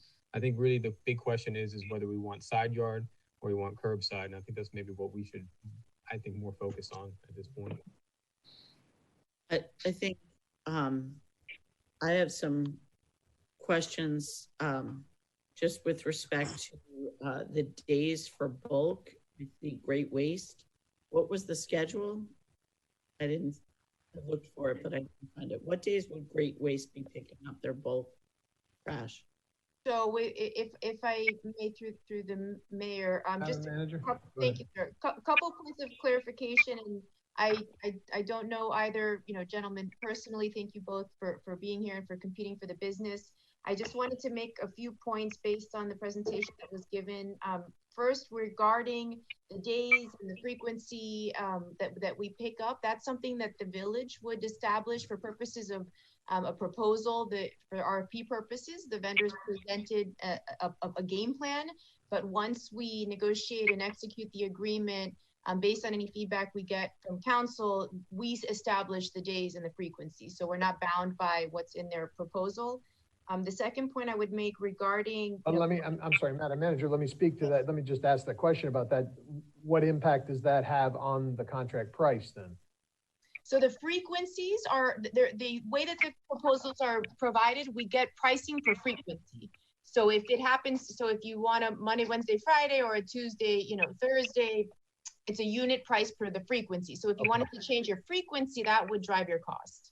So that won't change the price then, is what you're telling me is if they're bidding essentially 578 versus 917, Great Waste isn't going to go up because we want more frequency, or it will? And if we wanted to change the frequency, that would drive price. If we were changing the days, that's something that we would mutually negotiate and agree upon. What is the frequency in this contract?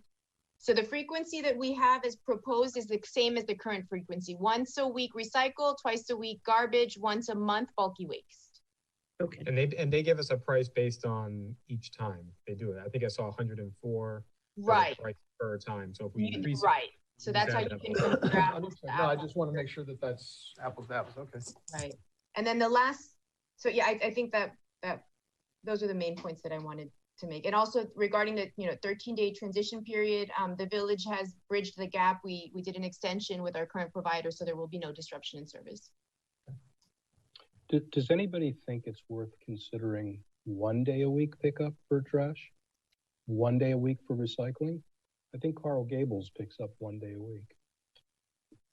Is that an option? We talked about this a little while back. Katie had suggested it. And I was intrigued by the results of the survey that struck me that people really want the 2 days. I know I use the 2 days, but I have 6 people that live in my house, so I have a full can twice a week. But it seems that the residents who responded to the survey and who are the ones paying for the service are still interested in 2 days.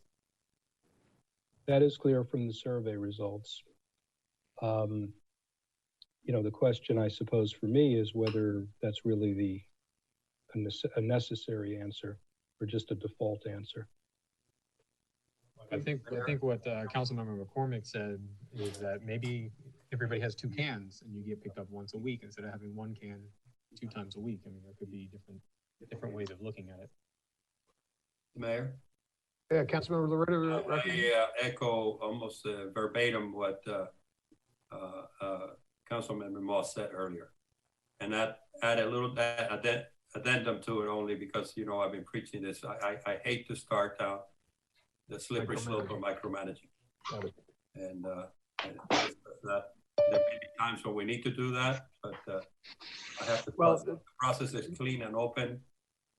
It's hard to argue with this proposal. I would only take the side yard. Where do we stand on the side yard? For me, including it the residents were I think more wanted the side yard than didn't.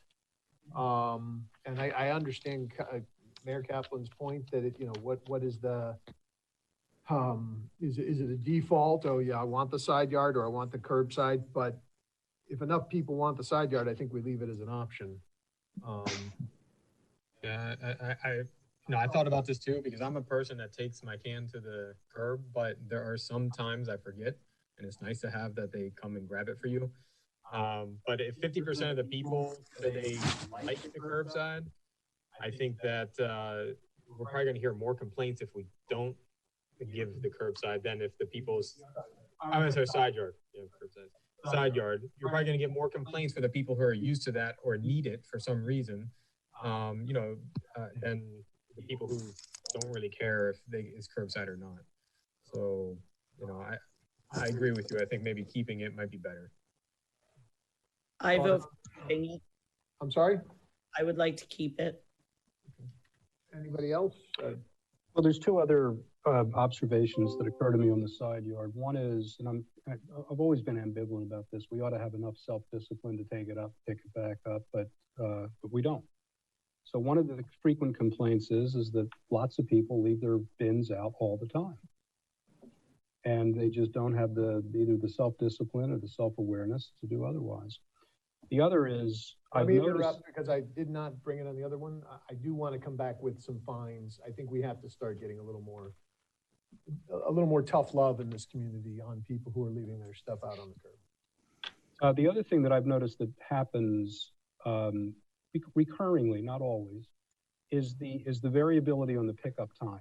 Some days they'll come at 10:30 and there's plenty of time to get the bin out. Some days they're there before 7 o'clock in the morning. And if you didn't get it out the night before, you might miss it. And I think that's something to just piggyback on that is that currently the waste management is not bringing the cans back. They take them out, they leave them out on the street, and then I have to walk them back. So I think that we need to ensure that this contract, that they are going to give us this full service where they put the cans back, and we need to make sure of that. Right, I would agree. If we're going with side yard, that means to and from and to. So I'd love to move and call the question, but before we do, my comments echo what Brett just said about making sure, and this is maybe more just to let the manager know my observations in terms of compliance.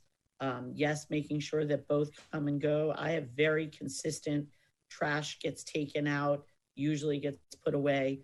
Recycling always gets taken out to the curb, never returned. So the compliance on that, I've heard from residents a lot of concerns about the waste management trucks coming before 7:30 in the morning. That's something that we need to make sure that we're very clear about. And also just to please remember, when we redid our solid waste ordinance recently, we had a lot of conversations about making sure we don't have a Monday pickup for bulk trash. So those are my thoughts. Otherwise, I'm ready to vote. Anybody else have comments before we put this question out? I need to be clear. Is the motion to include side yard or not? Yes, I'll make a motion to include side yard. Anybody second my motion? Second. All those in favor? The second? Aye. Okay. Sorry, who was the second? Brett was the second. All right. I think what we should do is then read the title again with the new price that's going to be in there for the record. Fine. So, manager, if you can give the new number for the clerk so that she can read the title with the new number, and we can now make it clear for the record. $846,618. Okay, Jocelyn, if you can read the title again with that number, it would be great. Okay. A resolution of the Village Council of the Village of Key Biscayne, Florida, selecting Great Waste and Recycling Services, LLC, for solid waste collection services pursuant to request for proposals number 2020-63 in an amount not to exceed $846,618 per year for an initial 3-year period with the option for 2 additional 1-year terms, providing for authorization and providing for an effective date. Second. Okay, so to be clear, the resolution in the back, that's in the backup, will be amended in section 3 to include the number that was just read in the title for the record. Okay. Okay. Have a vote? Mike, one question for Chad. Sure. This is my Jim Tainter moment. In the insurance provisions in the contract, Great point. should we be loss payee under the liability insurance, and should there be a waiver of subrogation clause? So that's the Frank Kaplan amendment. That was your parting amendment the last time that you were on the council, and we included it. And we were then told to take it out after consulting with our insurance broker, and after every single contractor we worked with, they wouldn't agree to it. So we've moved away from it. Okay, well, we've yeah. served uniformity then. Yeah. All right, let's go. Call the question. All those in favor? Aye. Aye. Opposed? Motion carries. Mayor, yes, sir. Mayor, just so that to the manager, if you put it on the top of your list of briefings or debriefings with a new manager comes in, that this is an item of high priority as per Mr. Moss, Councilman Moss comments and mine about making sure that the service promise is executed. Absolutely. Sure. Okay, thank you. Sure. Okay. The next item, Mr. Mayor, is a resolution of the Village Council of the Village of Key Biscayne, Florida, recognizing the growing problem of anti-Semitism in America and adopting the International Holocaust Remembrance Alliance, IHRA, working definition of anti-Semitism as an important educational tool to address it, providing for implementation, and providing for an effective date. Move. Seconded? Who seconds? Second. Again. Thank you. Yeah, this has been proposed. Call the question. We can't.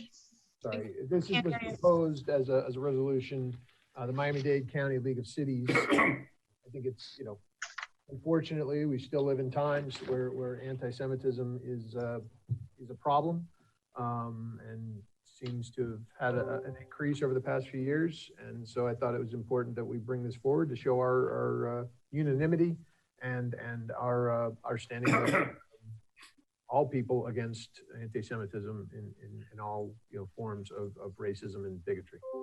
That's why I brought it forward. If you would like to discuss it, I have to do so. We should do it. I wish it was worded better. It's worded awfully, but we should support it. Thank you. All those in favor? Aye. Motion carries. Thank you very much. All right, we are at 7:49. I guess my first item first, and Ceci Sanchez, I want to apologize. She was going to comment today on the new horticulturist. She's very excited that we have a new horticulturist, so she wanted to say thank you. And so I apologize, I didn't see her here, call her. But she also wanted to commend the work on the entry block, the new work in the entryway. She liked it a lot, and she wanted everybody to take a look. You know, a lot of us were out there on the corner while it was still a little muddy. So I'm going to go over at some point and take a look because I've been told it's spectacular. So I'm very excited about that. So thank you for that. I'm going to bring a motion for reconsideration of the parking improvements on Fernwood. I have some concerns, and after talking to some people, so I'll make a motion right now for reconsideration. Could I get a second?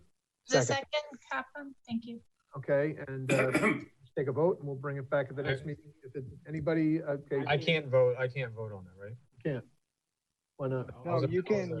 You can vote on it. You just couldn't make the motion. Okay. Motion for reconsideration. All those in favor? Aye. Opposed? Aye. Motion carries. Okay. Mayor, may I ask a question? And certainly. Is this also some of the reflections that Moss had last time? Yeah, part of it is, yes. Okay. All right. Yes, absolutely. But I did not talk to him about this. No. I All right, just so we don't want to start anymore. All right, next item on the mayor's and council members. The next item, Mr. Mayor, is the community center rates. Councilmember London. I'm sorry, Mayor, I'm not clear on, so motion for reconsideration, so what is the next step? Is that? Oh, I'm sorry, we'll bring it back on the 8th. The next step is at the December meeting, we'll be bringing forward the same item that passed at the last meeting relating to the Fernwood improvements. Okay, so operationally, we've already began moving. So you're gonna have to tell them to put it on hold.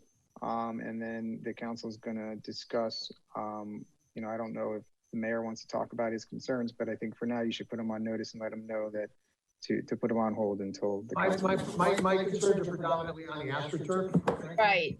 So is there a way, and bear with me, I just to try to keep elements of it safe. If that's the focus, Chad, is there a way that item can be? Yes, if you can, yes.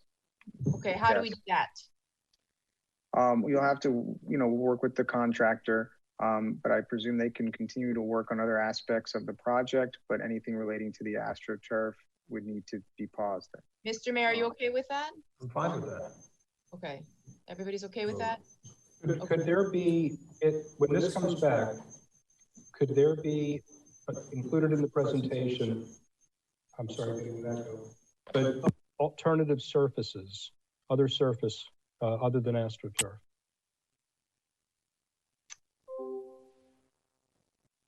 If that's what the council is looking for, sure. Yeah, I think that's right. Yeah, I think that's what I would like to be bringing back, is surfacing. So I'll talk to you this week about it. Okay, perfect. And so we'll go from there. Okay. Also, we should probably also, anything that's subsurface that would be different if we use a different material above, I'll make sure you put a hold on that as well. Fair enough. That's fine. That'll work. Thank you. All right, next item. The community center rates, Councilmember London. A couple of people have complained to me that they've doubled the rates at the community center without any notice. I checked with Todd, and Todd told me these are the same rates we've had since 2006. The difference is we don't have annual memberships because he doesn't know if we'll be able to stay open with the COVID-19 or not. So we've been charging a monthly rate, which is approximately double the annual rate. And the question is, do you think this is fair? Do you think we should do this? We might be able to stay open. And then in that case, we're charging people double. So it's really for discussion among the council. How do you all feel about it? Because not everybody has lots of money to spend, especially in these times. So we should consider it. I agree. I regret that I didn't bring this up. I had some conversations with Todd. I've heard from some residents. I would like, if we could, to cut the rate to, maybe make it the same as the annual rate. I certainly don't want to double the rate. My understanding was that if anybody had an annual membership, they essentially had a credit that the monthlies were being taken off of. I know this is difficult for Todd. I know we're in unprecedented times, but I agree with you. I don't think we should be, our residents are essentially paying for the community center through their taxes to a certain level. So I would agree that I think this rate's reduced a bit. I'm sorry. Mike, I didn't finish. What I should have meant to say was that why can't we have the annual rates? And if in fact we close for a month or two, the memberships would be extended for a month or two. And that way no one's penalized. I think it's kind of the same line. We can't hear. You guys can't hear me? Yeah. Okay. What I'm saying is that we could be charging monthly rates and it would cap out at the annual rate. Once you hit the annual rate, it would be the same for that year. I don't know. Go ahead, Councilmember. No, the difference is if we charge the annual rate, we get the revenue in to operate the business, but we just extend it in the future. So it's not hurting our cash flow. That makes sense. So I would suggest we go with the annual rate like we did before. And in the event that we have to close, we just extend it. We direct, do we have consensus of council, direct the manager? Makes sense to me. All right. I think if we may, sir, allow Todd to just kind of. Yeah, I just saw Todd pop in without, I didn't recognize him without the beard. Todd, would you kindly explain the couple things that are moving parts here for us? Sure. One of the biggest factors is that 80% of our memberships are family memberships, are existing. So if I understand what you're saying, Ed, their family membership would remain frozen. And if one individual was coming, they would get a new annual. No, that's not what I'm saying. I'm saying don't change anything. If you have a family annual, it's still a family annual. And in fact, if you have to close for a month, you would extend their membership for a month. If you close for 2 months, for 2 months, they would pay the full annual membership the way they're doing now. The only issue we have with that is that the person who has the family annual, maybe only one person from that family is now utilizing the facility. So the kids clearly aren't, because there's nothing for them here. There's nothing open. I think your first suggestion, if we could just do the monthly at 1/12 of the annual rate, it would solve both issues for us. It's okay with me. That's fine. If you prefer that. Councilmember McCormick, you recognized? While they're doing that, the family stays frozen? Is that what Yes. happened? Okay. Or they can use the balance on their account as a credit to charge against those fees. Okay. Are we all good with that? Yes, sir. Yep. Okay. Yes. Yes. All right. Let's move it, make it so, Madam Manager. I think we're Director good. Todd. Thank you. The next item, Mr. Mayor, is Harbor Park, Councilmember London. That's me again. I mean, I guess maybe I shouldn't be discussing this because I was the only one voting against purchasing it. But one of the reasons you guys all wanted to buy it was because we're going to use it for the pump station. We're going to have a detention or retention site there. It's part of our whole storm sewer plan. And that's why you're willing to spend an extra $1 million that you didn't have to do. Now we have it. What are we going to do as far as doing this? We've delayed this last storm going down Harbor, going down Sunset Circle. You're going through an ocean. What is the plan? What are we doing? How are we moving on that? That's what I want to know. Madam Manager, I guess Jake could speak to that, but I think that's part of our stormwater plan. That's what we've got to get going on. Well, question, then when will we have the information so we know what to do as far as that particular thing, as far as putting in a pump, as far as putting a detention site? Yeah, I mean, I can speak high level and then we can turn it over to Jake. So the ACOM work order 1 that was already authorized, which is going to basically set the boundary conditions for the stormwater improvements that we're going to be doing, would basically inform what infrastructure we would need on that site. So you don't like the answer. All right, Jake. Jake, speak to, if you could give us a timeline on ACOM work order 1 and how that might feed into the timeline. I would also say, Councilmember London, you know, I think there was probably 2-3 months ago, this item did come up and we made the distinction between, you know, making the park usable and then doing some really thorough public engagement and making sure that we look at the use of the park and make sure that we align with the community separate and apart from what goes on underground, if you will, or maybe in tandem with.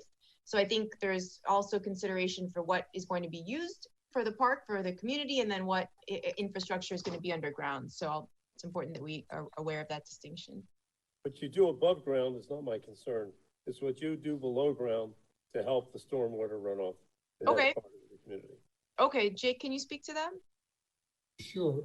So our initial goal was to create a depression area in the park to help the stormwater as it is now, and then get a public outreach and some concerns from residents not to do it at this time. And there was a pushback, so we made the park usable. It's just sodded and there's some screening. The park as it is right now is self-sustaining. It does not discharge any water to roadways, actually collects a little bit. However, the final destiny of this park will be determined when we have the ACOM work order for the K8 actually executed. Before that, there is no way of knowing it. That item didn't pass a couple months ago. And we are currently on phase 1, which is the gap analysis. Once that's done, probably sometime in March or April, then probably from that time. So look at like 22 winter to know what's really gonna be there. If I understand it, Jake, it's gonna take until 2022 before you know what we're even going to do with it at this point in time. I was of the impression when we bought the park, it was part of the whole plan, and we knew what we were going to do with it. What's changed since then? We wanted to move forward with the design criteria package, and that was the goal. And our initial assessment was to put 2 interceptor storm sewers on McIntyre and West Enid, and then capture them at Harbor Park, and whether do an injection well or pump station, whether we go deep in the ground or go on a bay. But since that item didn't get approved at the council, we are at a standstill. Mr. Mayor? Yeah, Councilmember Laredo, you're recognized. Yeah, just independent of the merits of the observation, I think for the purposes of efficiency and fairness to staff, so that we can have, if something is the substances of this, that's what we had a cutoff of about a week before or thereabouts for items on the agenda that are not just informational items. This is a lot, and also to not retrial the purchase. I mean, some of us voted for it, made the decision much more complex than Ed's presentation. I think the park looks great right now, and if you want to bring it up for December, but it's kind of unfair even for us to just all of a sudden reopen the case. I would under a light kind of review thing. I think. Well, and I was going to speak. Decisions that were made, they pointed out that we did. Period. And let me just say, I want to bring back the KCI. I want to bring back work order 1 for December. We got to get, what we've been talking about is, as Councilmember, Councilmember Laredo and Councilmember McCormick brought it up at the beginning of this meeting. We be a council of action, and we need to get moving on things. And one of the issues is figuring out floodwater mitigation. And one of the things, one of the reasons I was very supportive of the park was because it's an excellent place to put pumps. We should also be looking, if we're going to pump the water out into the bay, we should be looking at how we treat that water, how we cannot allow tainted water to be pumped out into the bay. We've got to do everything as a community we can to protect that bay. So I think there's some serious decisions we're going to have to make. This council is going to have to make them, but it's going to take time to get to the point where something's in the ground. It's going to take some time, but we have to get it going now so we can do it. We've taken some of the steps. We got the go bonds through, and now's our time to take action and make it happen. Mayor, I agree with you 100%. Maybe I misspoke. What I'm saying is it's a matter of procedure and inform. Your point is taken. This cannot be a pocket item. It's too important an investment. So if you put it up for December, that'd be great. Luis, this is just a discussion to see what the status was, and we can move it forward. That's what we're doing next week, next time. But I want everybody to be well versed in this, and I want you all to get your questions solved with Jake and Roland and Andrea.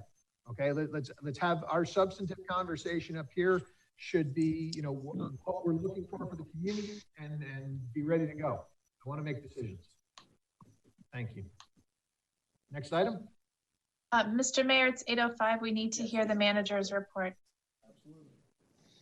Okay, so jumping to item 11D on the agenda. So item D1, inspection, repair, and maintenance program. So at the time, Vice Mayor Moss, Councilmember Moss currently had brought forth a discussion item regarding how the Public Works Department is handling sort of a routine inspection program to make sure that we are proactively inspecting our assets and maintaining them and keeping good records and staying on top of the investments that we make, which I think is mission critical as the village entertains making these major infrastructure investments. We need to make sure that the council and the community feels comfortable with the protocols and processes we have in place.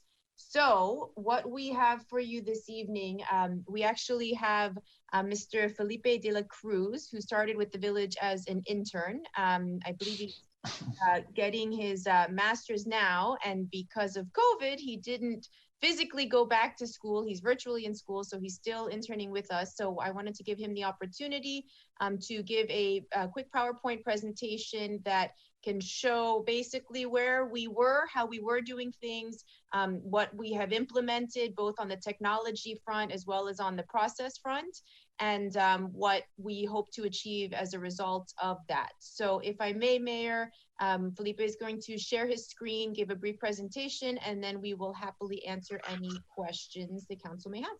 Excellent, thank you. Thank you. Okay, Felipe, go ahead. You're gonna unmute yourself and share. Okay, can you hear me? Yes.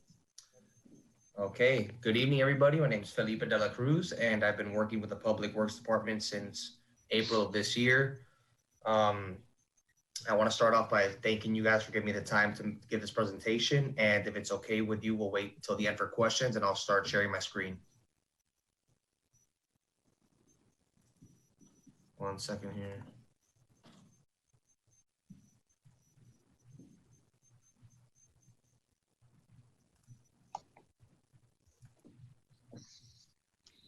Can you see the presentation right now? Yes. Okay. Okay, so through our initiative with these two softwares and technologies that we have. Our priority here as a village is to be efficient, transparent, and responsive. We've leveraged several technologies in order to create this platform to allow residents to communicate directly with the village and enhancing our accountability and transparency. In addition, the integration between the technologies allows for streamlining of service requests and their subsequent work orders. So with our inspection, repair, and maintenance program, there are several challenges that we are facing, including not having a formal or standard O&M and inspection procedures in place.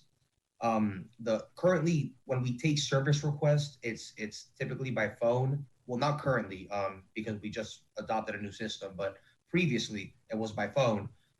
We documented it on paper, on Excel spreadsheets, and it was just an antiquated system, and it became there wasn't enough integrity behind our data because they can get lost or misplaced. We also didn't have formal communication with contractors, and what I mean by that is we would text or call them to address certain issues, and it really showed a lack of accountability on our part. So we're trying to improve that by implementing these technologies.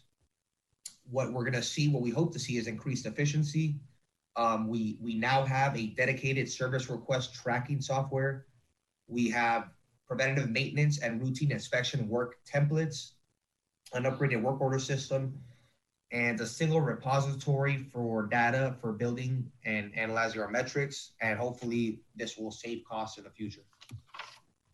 So this is just a little snippet, a screenshot of one of our inspection checklists that we have used in the recent past. What's important is not necessarily what's inside of it. It is the fact that we're using like an Excel spreadsheet to track our inspections. So there's nothing to tell us or remind us that inspections are due and what exactly the issues were when we went to inspect. And clearly we're in need of a more sophisticated replacement. So looking at these two technologies, we recently implemented Rock Solid, which is our 311 citizen engagement app. It allows citizens to easily report and track issues. And in addition to that, these are just pluses. You can pay solid waste bills, book appointments with the building department, COVID news, watch Channel 77 Live, and more. Then we have CityWorks, which is our existing public asset management system, which allows us to manage, track, and analyze our infrastructure. And the goal is to minimize the cost of asset ownership while improving service. Excuse me for speaking quickly. I'm just trying to honor the time here. So our VKB 311 app, if you download it on the phone, it is Village of Key Biscayne 311. However, once downloaded, the little icon, it shows VKB 311. We encourage all of the residents to download this app. So it is a personalized mobile engagement experience where service requests are created at the spot on the moment instantaneously. We receive them electronically. It's geolocated. The residents have the option of uploading either a picture, a video, or an audio file, anything else to complement or to supplement their service request. And all of the residents, every service request, they get notified when the issue is addressed. So getting a little into the specifics here, the different request types that we have are the ones you see in front of you, which are considered top level, which are code enforcement, landscaping, right of way, solid waste, parks and rec, village facilities, and of course other in case there's requests that we haven't thought of yet. Each one has associated sub-level types with it. And the important thing to know here is that these are subject to change. So we can modify them, manipulate them. We can add or subtract request types as we move forward and as we start to better understand where our infrastructure or our public assets are, kind of like where the hotspots are. This is the general flow, which is that a resident will submit a request. And obviously, I'm putting a lot of emphasis on the service request part of this. It doesn't have to begin that way. We can generate our own work orders in-house, but typically a resident will submit a request, or they can still continue to call us because our system is fairly new. We'll issue a ticket. we will assign it to a specific department, and this 311 app is now integrated, which it wasn't before, with our CityWorks software, our existing asset management software. So once a work order is generated, a staff member or a contractor performs a maintenance, and the resident is notified, assuming that it started with a request from a resident. And please keep in mind that the difference here is that this is all done electronically with professional templates. There's an electronic paper trail behind everything. Dates are kept.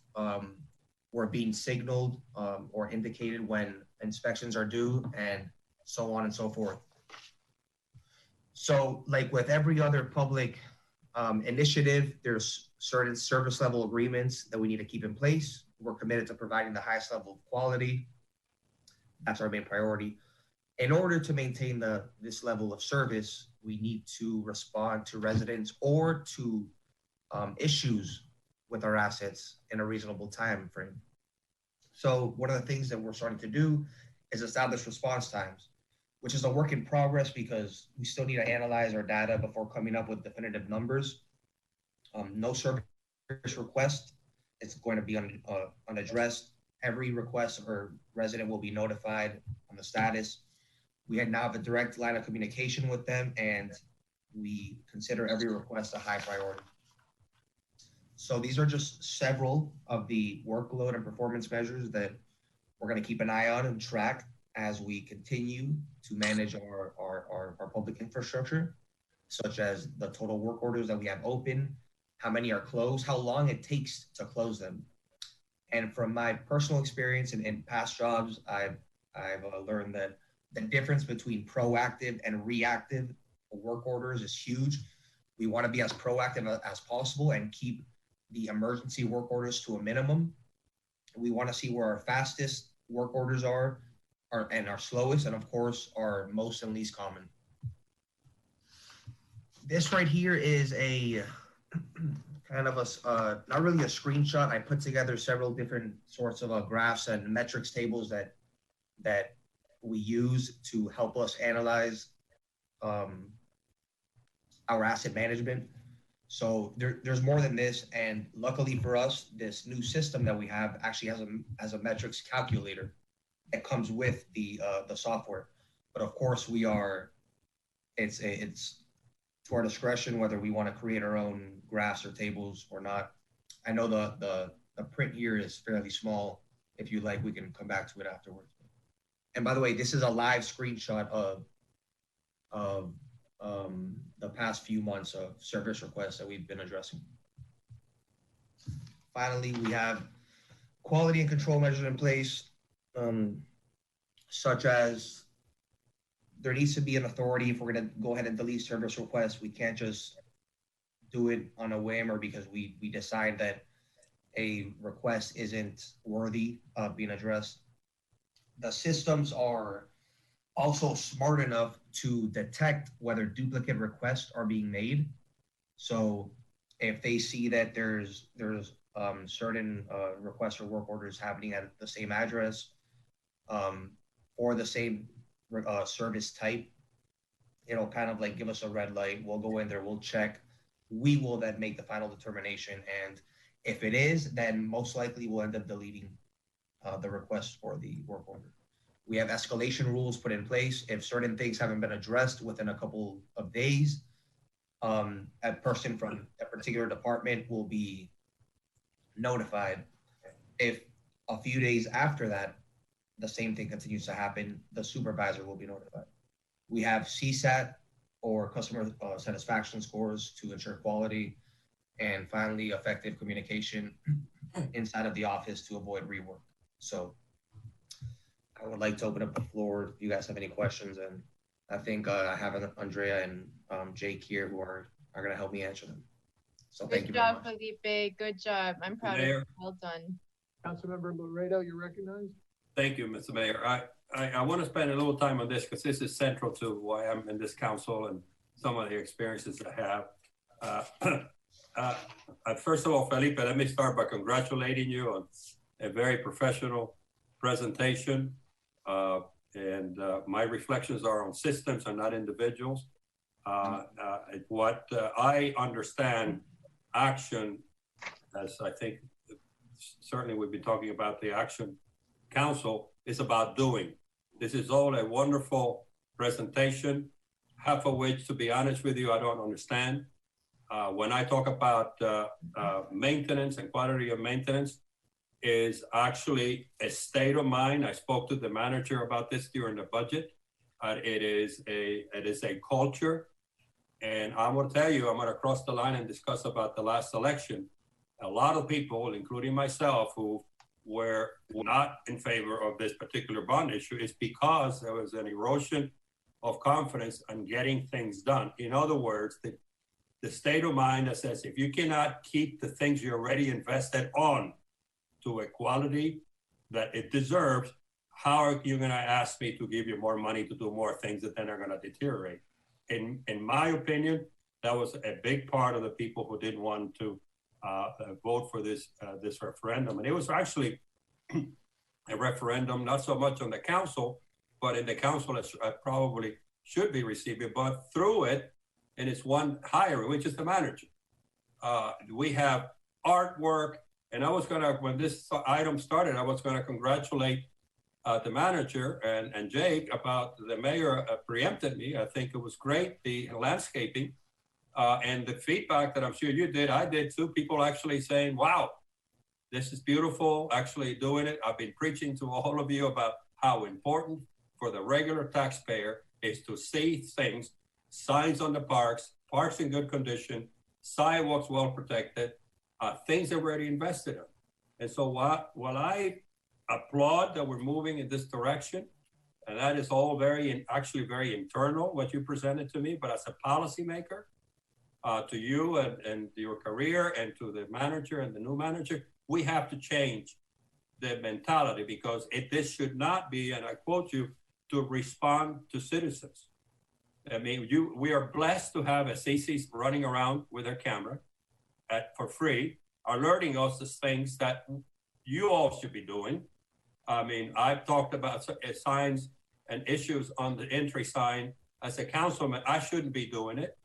The people who work in this administration drive into this village and they see the same kind of decay, et cetera, et cetera. So what I'm trying to leave with you as a young professional, Felipe, and is what it's all about for me and the people I represent is do it. Just do it, fix it. And then have a system which you have now very eloquent to say about making it systematic. But literally, you can walk this community in half an hour, and see, you don't need formats, you don't need input, you don't need internet. You can see things, and we're behind, in my view, in doing that, and we need to change the state of mind. So I commend you for what you're doing, but I hope it doesn't become, management by PowerPoint. And I bring the experience in municipal government and in the private sector, particularly a large oil company. This is the guy at the bottom is what's going to define the organization's excellence. And we are lacking in maintenance, we are lacking in performance, and we're lacking in culture. Sorry. Vice Mayor Moss. Yeah, Felipe, thank you very much for the presentation. I think it was very well done. I think one of the words that you mentioned that was very important is proactive. And I think that's where we need to be. I think what you presented is a very good tool. We have a technology tool that has the ability for residents to make reports. We have the ability to track a lot of the stuff that we're doing, even if it's stuff that we're doing within. But I think what Councilmember Laredo said, the system, our process, the resources is the most important part. We need to make sure that we have people on our team that are out there inspecting regularly. I think you showed a slide that you have some of that put together already. And we need to make sure that we have people out there ensuring that the work is done and is done correctly. So I think that we're moving in the right direction, and I'm looking forward to making sure that the system is implemented correctly. It's not just the one element of the app and the technology, but it's the entire process that's put together. But thank you very much. Councilmember Kaplan. That was truly a Dela Cruzian presentation. Thank you. Two questions.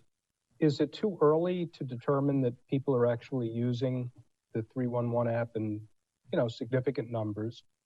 And to the extent that you are seeing inputs from the 311 app, do you think it's a game changer, enabling much better proactivity, much better response time? So to answer your first question, I do think that I know people are definitely using it. We have over 100. It should be more. I agree, but we have over 100 people who have registered for the app. I've actually spoken with other municipalities about this, and the hardest part of implementing the 311 app is marketing it. They've said.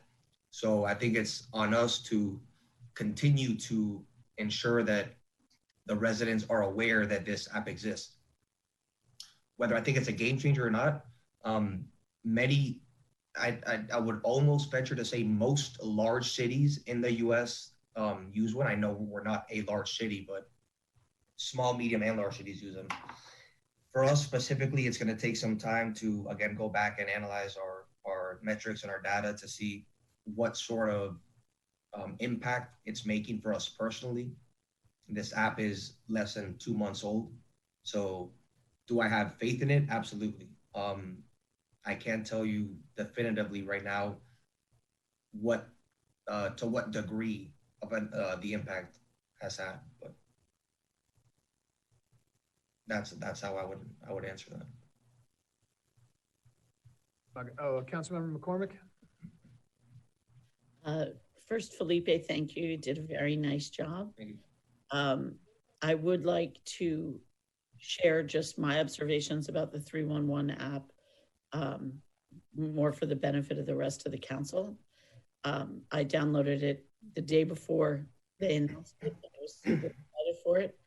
And one of the things I would echo both Councilmember Laredo and Councilmember Moss, that I think that we do need to be doing a better job at maintaining our assets. And I would be happy to see staff out more and observing themselves. But I think that's been covered. So, but to look at the 311 app as one piece of that whole program of maintaining our community assets, I would say that one of the issues we've seen, and certainly we saw in the last election, is some sort of frustrations in the community. And one of the things that I hope is that the 311 app will really help to give people a place to share what they see that they're upset about, and then have it actually get addressed. So one of the things I've observed through numerous WhatsApp chats and even on Nextdoor Key Biscayne, there's a lot of people who put their concerns into those places and sort of expect that it'll now be dealt with. And we don't have village staff sitting in every WhatsApp chat or continually monitoring Nextdoor. And hopefully, and I'm doing what I can to spread the word, and I can't say enough about how important I think it is that the village try to get as many residents as they can to download and use this app, because I think what happens otherwise is we get people who put it in a WhatsApp chat or on Nextdoor or some other social media, and then the other people in the chat see it and agree, yeah, this is horrible. How can it not be addressed? And then 2 weeks later, someone says it's still like that. And 3 weeks later, someone says it's still like that. And no one at the village staff knows that the complaint was made. So my hope is that we'll see an alleviation of some of the frustrations that people have when they're actually able to better communicate things that they see. So that's my thoughts on the 311. Vice Mayor, you had one more question for the manager and Jake? Yeah, Jake and Andrea, I just wanted to ask, are we ready to start implementing? I think you guys know what we want. And I mean, do you have the resources? Are you ready to start doing this right now? Should we start seeing improvements, or do we need to wait for something to be set up in order to do this? I just want to kind of get a feel for what you guys are how you guys are looking at this. I mean, I think to some of the comments that have been made, I think you've seen some of the improvements, right? You've seen some of the landscape being improved. You've seen the crews out there working on the sidewalks. You've seen it. So I think to the points that have been made, this is absolutely a tool leveraging technology. But the essence of what we've done, we've established a routine where I can hold and Jake can hold staff accountable. There are single points of accountability for each of the maintenance routines, each of the assets that we hold. It will be assigned to a specific person who is accountable to it. And the system will allow us to track whether or not he or she has acted on the assignment. Service level, basically, those standards are, if there is a pothole that we've identified, you need to cold patch it within 24 hours. If it doesn't happen, there is going to be a notification sent to the supervisor. If the supervisor doesn't rectify the situation within X period of time, it gets kicked up to the director. It gets kicked up to me. So it creates a very transparent, accountable process where you've already seen some of the results. And I think what we're going to have now is we were able to quantify it, and it's not just a perception thing, but we'll be able to report on, in our proactive routine maintenance assessment of the sidewalk, we've identified 17 places that need, that there are trip hazards. And we have established that they need to be repaired within 2 days. 90% of them had been repaired in 2 days. The other 2 required a structural issue. A work order was issued.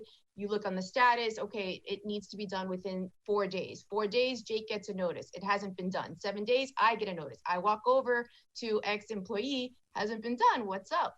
So I think to answer your questions, this is in place. This is a tool.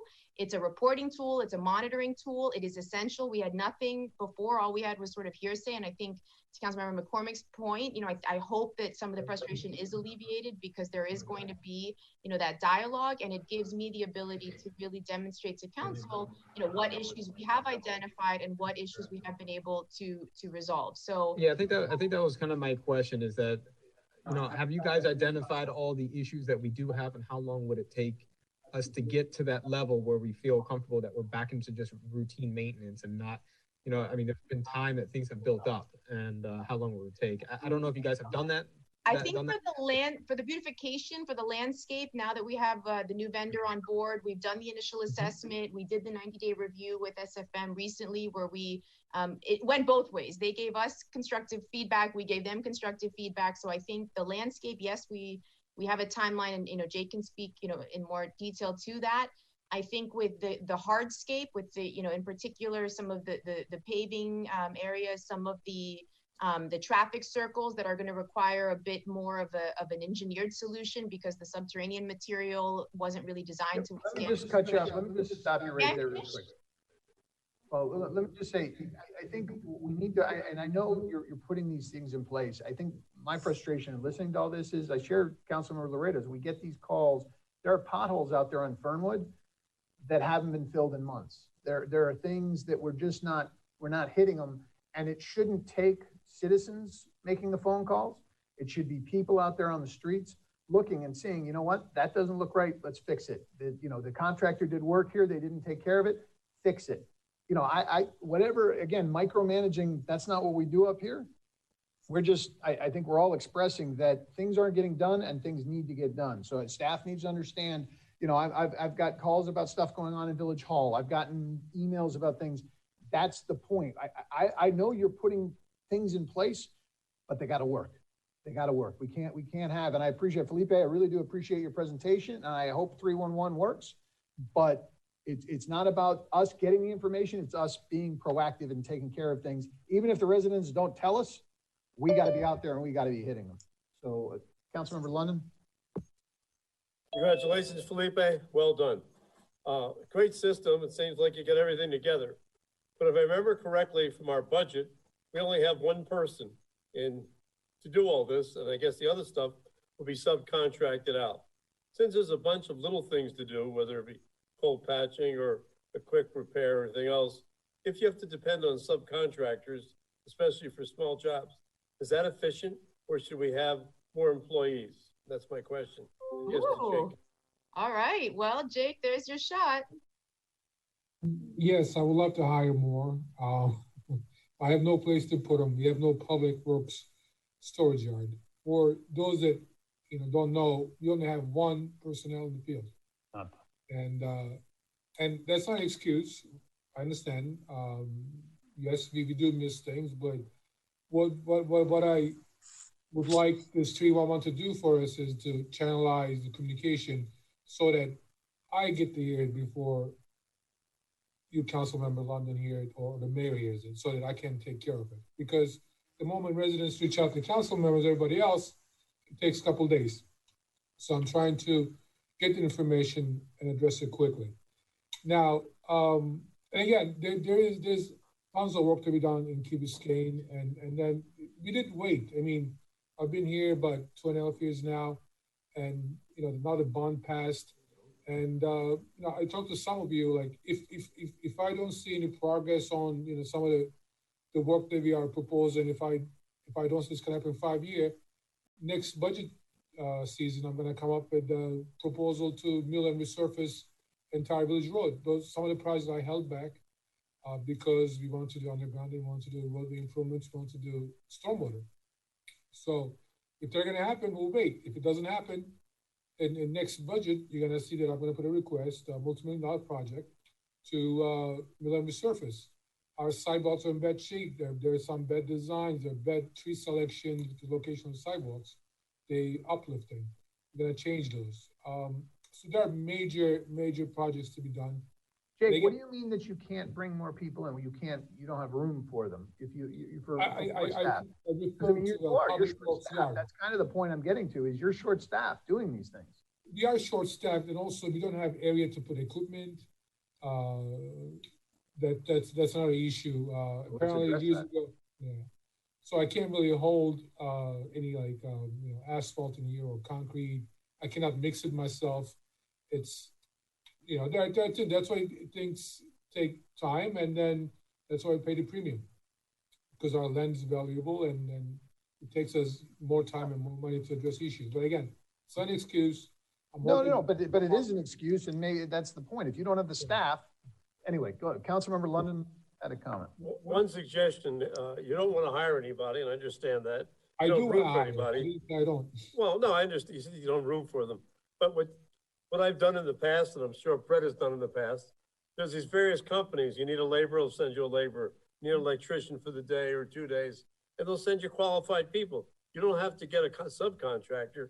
You can get actual people working, and you pay the company, and they pay them, and that might help. That's all. No, listen, that's what we're doing. For example, a couple of points I like to make. The manager touched upon the landscaping. So now entry block has been finished, and our goal was to kind of get that done and get a feedback from the residents on how they like that view. That goes pretty buck. It's an expensive and high maintenance area, but if that's the choice of the residents, that's what we'll provide. Now, our electrical work is happening on Crandon Median. I believe probably like in a week or so will be done, and so we can have holiday lighting before December 1 up there. So as soon as the holiday season is over, the new year, we're gonna start beautifying Crandon Boulevard all the way down to the State Park, similar to what we've done entry block. That's the priority number 1. Priority number 2, going to Harbor Drive, all traffic circles are gonna be done. And our horticulturalist pricing the project, and we'll see how much of carryover funds we have. If not, we're going to come back with a budget. I'll be able to propose, show the council exactly how much money I need, and then I'll ask for direction. Again, after the holiday season, the entire village sidewalks are going to be power washed, pressure washed. Nick, may I interrupt you a minute? Because I want to echo, I'm glad with the comments that the mayor said. You heard me say before that we don't want to get into micromanaging, and I applaud the system you got in here. What concerns me, and I'm not hearing the right words yet, it took us 1.5 years to put the damn signs on the parks, just about. What I cannot understand, and I think the mayor spoke to it because we get the complaint, is how I watch things are deteriorating, and I actually, or that visually, for example, the Key Biscayne entrance sign, that the things that were in front of it were blocking it. That was waiting for weeks and months to see if any of you who come into the Key see the same thing. So it takes me to call you that needs to be trimmed. When I'm thinking that you have a problem, and I hope the manager has had some talks with all of the staff, because it's not just your department, that we have a lack of proactivity here. I can show you pictures and pictures and pictures of things, but it comes from citizens. They pay a high tax and they expect their city to look excellent. And it doesn't. And so I applaud what Felipe has done. I think it's going to systematize this, and this 311 thing that McCormick was talking about is encouraging. So it doesn't go into the distortions of chats, whatever that is, because I've never been in the chat. But I'm concerned about the culture, that you just walk past something and nobody reports it. I mean, I don't understand. Why does it take a Sanchez or a Peter or whatever I'd love to get comments as people say, look, my taxpayers, I told you this, my taxpayer money at work, put up a sign like we did at the new park. And I just don't think it's getting through. I really don't. I mean, as to the culture, I understand you're putting a system in and it's all very sophisticated. This has to be communicated to all the staff for that manager, because it's gonna bite us when we go to the people and make decisions on the big projects that we need to do fast. That's all. I hate to preach on this. This is so important to me, because I've learned that this is what really, at the end of the day, I learned that from other big mayors, and that's really what people expect very much as a minimal for what they pay for. The rest of the stuff is very convoluted. They're busy, but they see things nice. It works, and it would help us make the difficult decisions to spend their money. So I hope that you're also making road in terms of changing, switching the mindset of our people who work for us, who come in and have to see the same things. It's important to me too. It's important to me too. I hear you all. I hear you.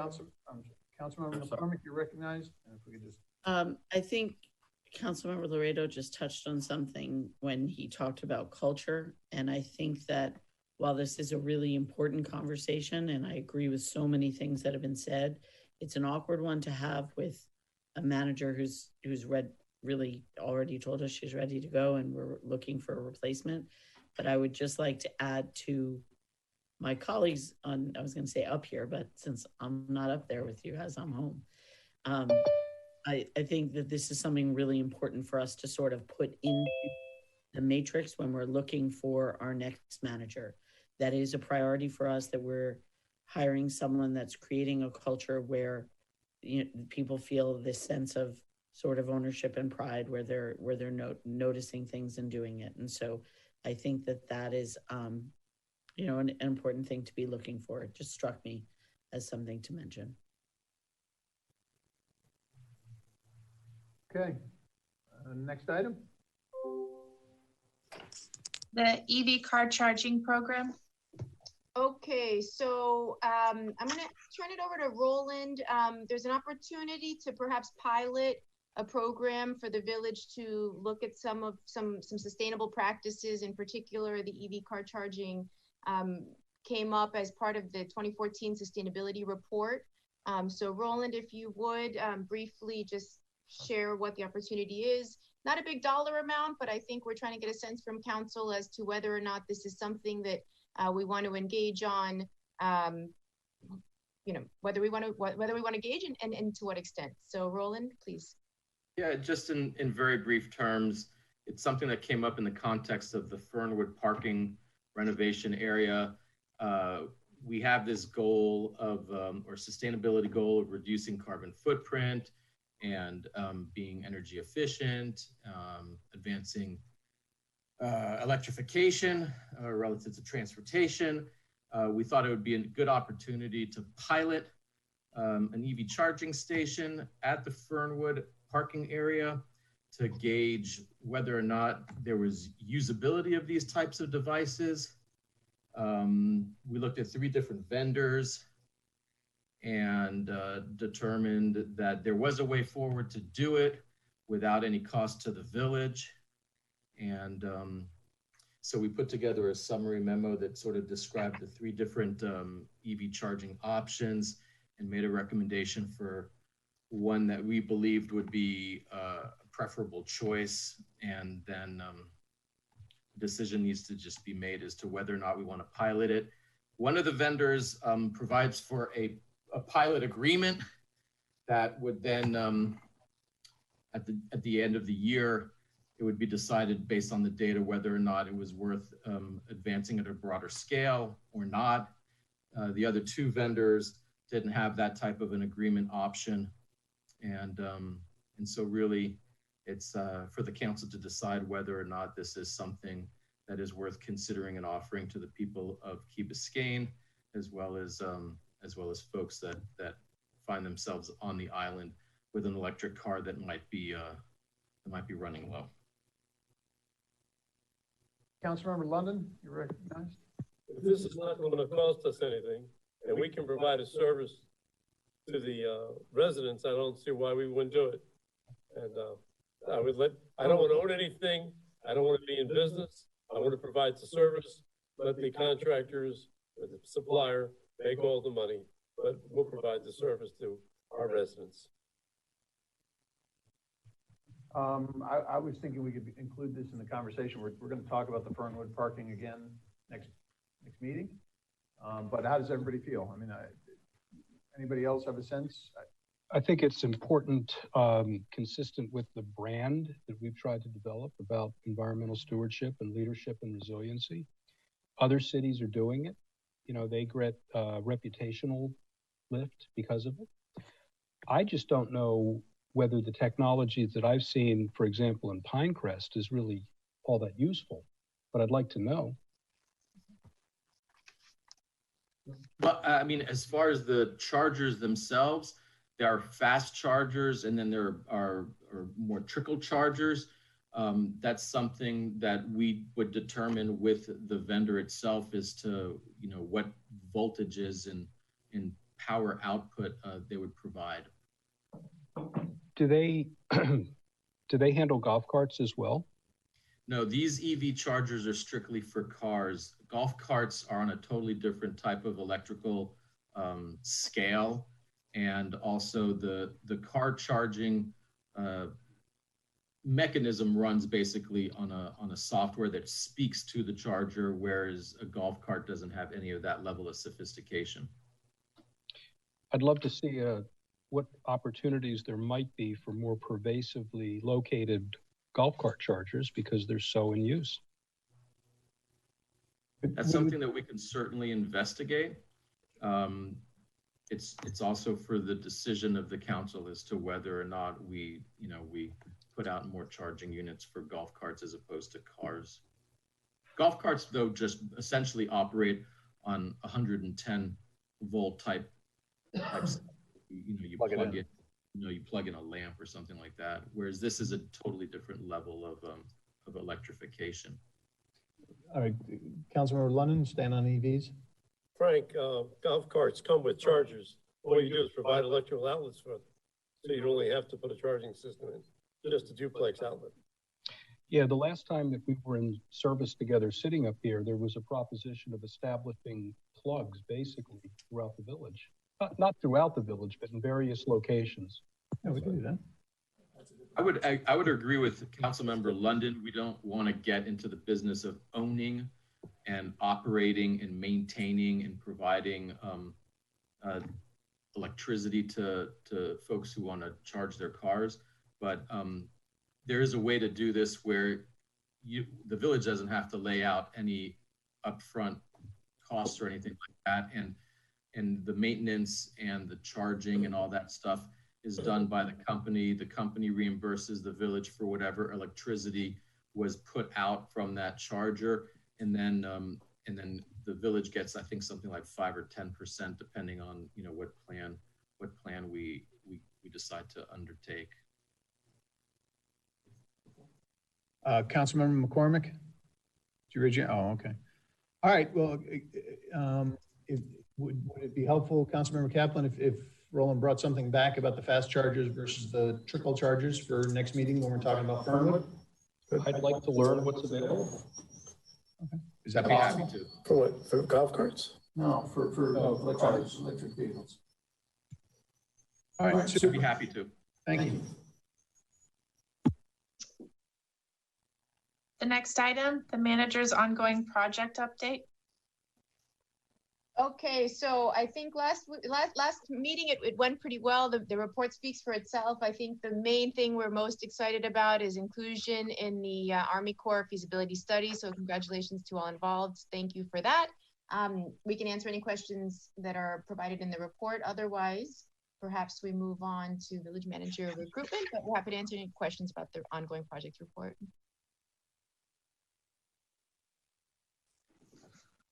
Okay. I think we go to the clerks Yes, first before we go to other business. The next item is the village clerk's report.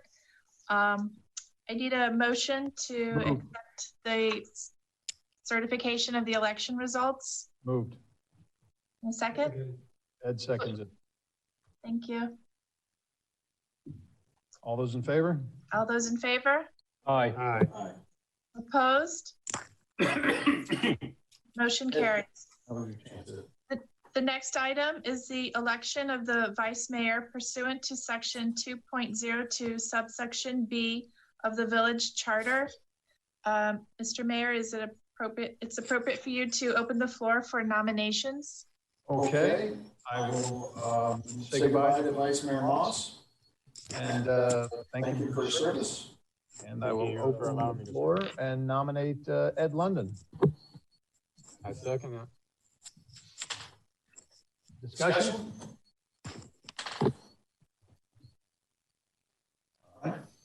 All those in favor? Aye. Aye. All those in favor? Okay. Opposed? Motion carries. Congratulations, Vice Mayor. Congratulations. Thank you, just the condolences. So I get an extra pizza for this, or what happens? You don't get anything. I thought we might hear a no vote from Ed. I was considering it, Frank. Okay, and now we go to the next item. The next item, Mr. Mayor, is the proposed 2021 Village Council meeting schedule.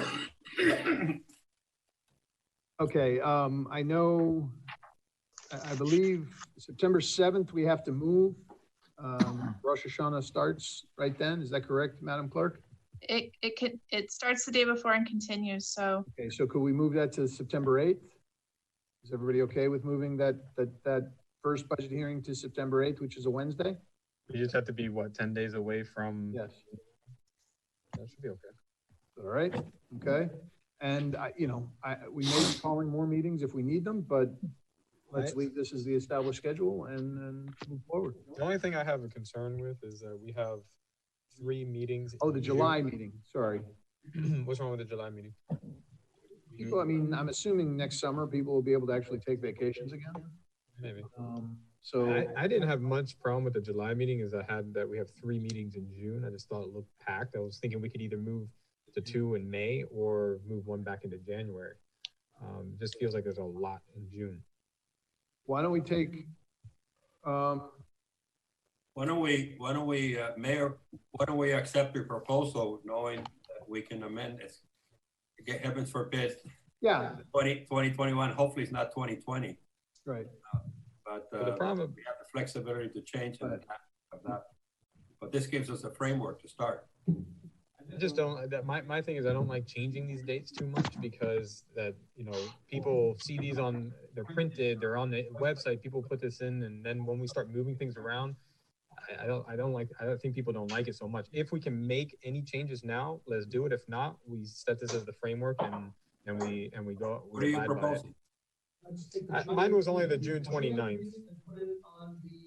Or June 12th. Take it out? Move it to January 12th. Do 2 in January. That might be better. Yep. January 12th? January 12th meeting and take out the June 8th meeting. That works a little bit better. It smooths it out a little bit. You want to move it to the 12th of January? Yeah, that'll be our first meeting of the year. Brett, that means though that we're not meeting between May 18th and June 29th. Is that? We can flip the 15th, the workshop, and just move the budget workshop to the 29th, maybe. That's how we typically did it. Well, but this year we felt that we wanted a special meeting where we highlighted the work of community groups. We tried to do, I'm not sure that it worked, but the idea was we tried to do it like a highlight sort of celebration type thing. Yeah, I think that one could be flexible though. That one, I think, Yeah, we look at that. council meeting with legislation. I mean, we could flip the put the budget workshop down on the June 29th and June 15th as a council meeting, so they're a little bit closer to the 18th. Yeah, I think that maybe works better. Okay. So budget workshop is now the 29th and June 15th is a regular council meeting. 29th of September? No, June. Budget workshop. And there's not a meeting January 12th, or there is? There is a meeting January 12th, there's a meeting, no meeting. And June 15th is a regular, just listen. Can you hear me? No, I couldn't hear. Sorry. Sorry, this microphone thing. Okay, so January 12th, there's a meeting. June 8th meeting is gone. June 15th is now a regular meeting and the budget workshop is June 29th. Okay. All right, everything else stays, and then September 8th instead of September 7th. Do I have consensus of council to approve this amended meeting schedule? Can you slowly go over it? I was trying to write. January 12th. January 12th is a meeting. June 8th out. June 8th is gone. June 15th is now a regular meeting. June 29th is the budget workshop. Okay. And then September 8th instead of September 7th for the first budget hearing. And then September 29th? And no, then September 21st. September 21st stays in place. All right. Jocelyn, will you be sending us calendar invites for these? Yes. Thank you. So all right. All those in favor of the changes? Aye. Aye.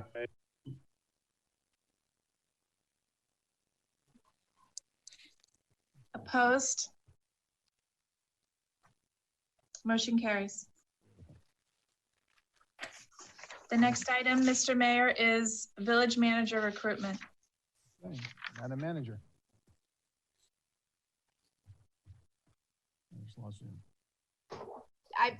Mayor, the floor is yours. Hot dog. Okay, so our last meeting, and please, anybody feel free to correct me. If I recollect, we decided we were going to look at the resumes we had in hand, and we have some good ones in hand. And if we could come to a consensus on one person, we would select that person. If we didn't, then we would move. We would bring in a search committee to assist us with moving forward. A search firm? Search firm, partly, yeah. So sorry, my idea was a search committee. Search firm, correct. So that's where we are. What are the thoughts of the folks on this? Councilmember Segarola and then Councilmember Lund. After giving it much thought, I really just can't get away from the fact that I believe we need a search firm to do this right. We've gotten several resumes and we don't have the capacity to do our due diligence on each candidate. And the net is not cast broad enough if we just take it from the people who've emailed us their resumes. So I think we would be doing a great disservice if we did not go ahead and pick one of the search firms that are before us and start this process. Of course, the people that have sent us resumes can apply through the search firms and they will cast out an even broader net, as I said. But I just can't reach a consensus on anyone without knowing more. Councilmember London? I was the problem. I'm unmuted. I was very happy with the resumes I received, and of the ones I looked at, I think at least we have surprised what great applicants we have.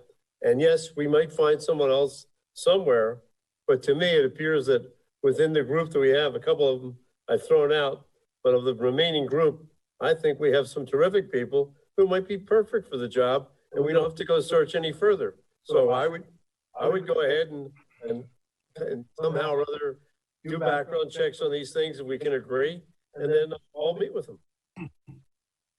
Is that, Madam Clerk, are we talking about five people who have applied? We got a Asking 6th the one manager. today, so 6. Well, one came in just yesterday or today. Yeah. So There's 6. for human resources or the manager, one of the things that I would value a lot, but maybe we can do it in-house, is a background check, all that kind of stuff. That human resources do that? Check references and. We have a vendor in place that we do use for background checks and screenings and things like that. Councilmember Kaplan? I'm at a little bit of a, I don't know, maturation disadvantage on the resumes. I've just gotten into this, but I see it like Ed sees it. I think there's some real quality people. I don't feel a terrible conviction that a consultant-led search is really going to be helpful to us. The experience the last 2 times, I think, was imperfect for us.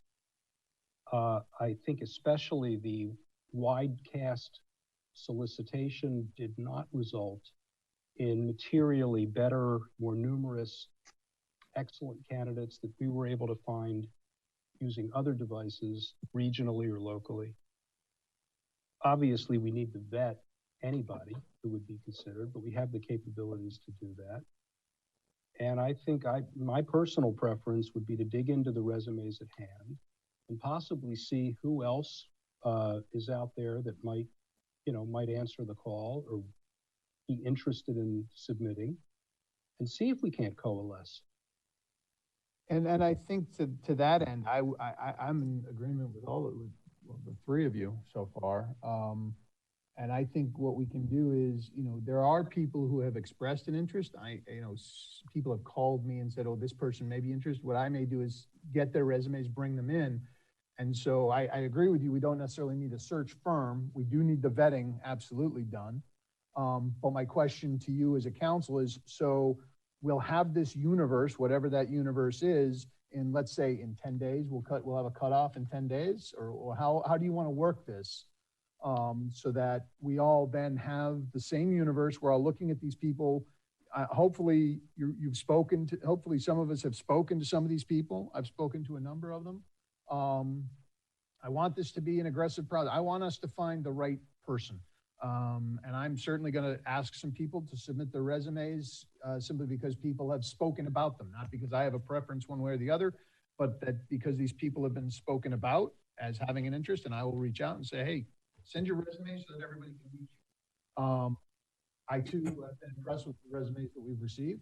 We've gotten some big heavy hitters. I think some people who could do a great job here. Yeah.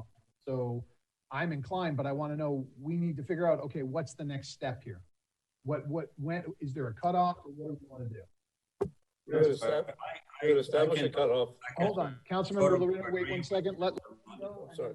Okay. Councilmember London, then Councilmember Lorena. I would set a cutoff date, not too far in the distant future, and then it would be up to us to meet with these people, or they would meet with us if we're interested, and then we would rank, say, 1, 2, and 3, and like we've done some other things, and then get down to the 3, and then the group would then decide among the 3 who we're going to hire. Councilmember Laredo? Yeah, I thought, Ed, you were ready to, I would be inclined to support you if you were willing to go with the people who already applied. I really don't buy too much. In fact, I take it as a lack of interest. This is all over. People know about it, and a lot of people are sitting around waiting to be asked, sort of. And I actually, no, I mean, these people already showed me initiative, and that's a big thing, by just taking the bull by the horn and saying, I'm applying. I'm not waiting for anybody else, and that speaks highly of me. If you want to do the 5 and the 6 that came in today, but if we open up the floodgates, the floodgates are going to open because we've been very transparent. Exactly. But they haven't applied.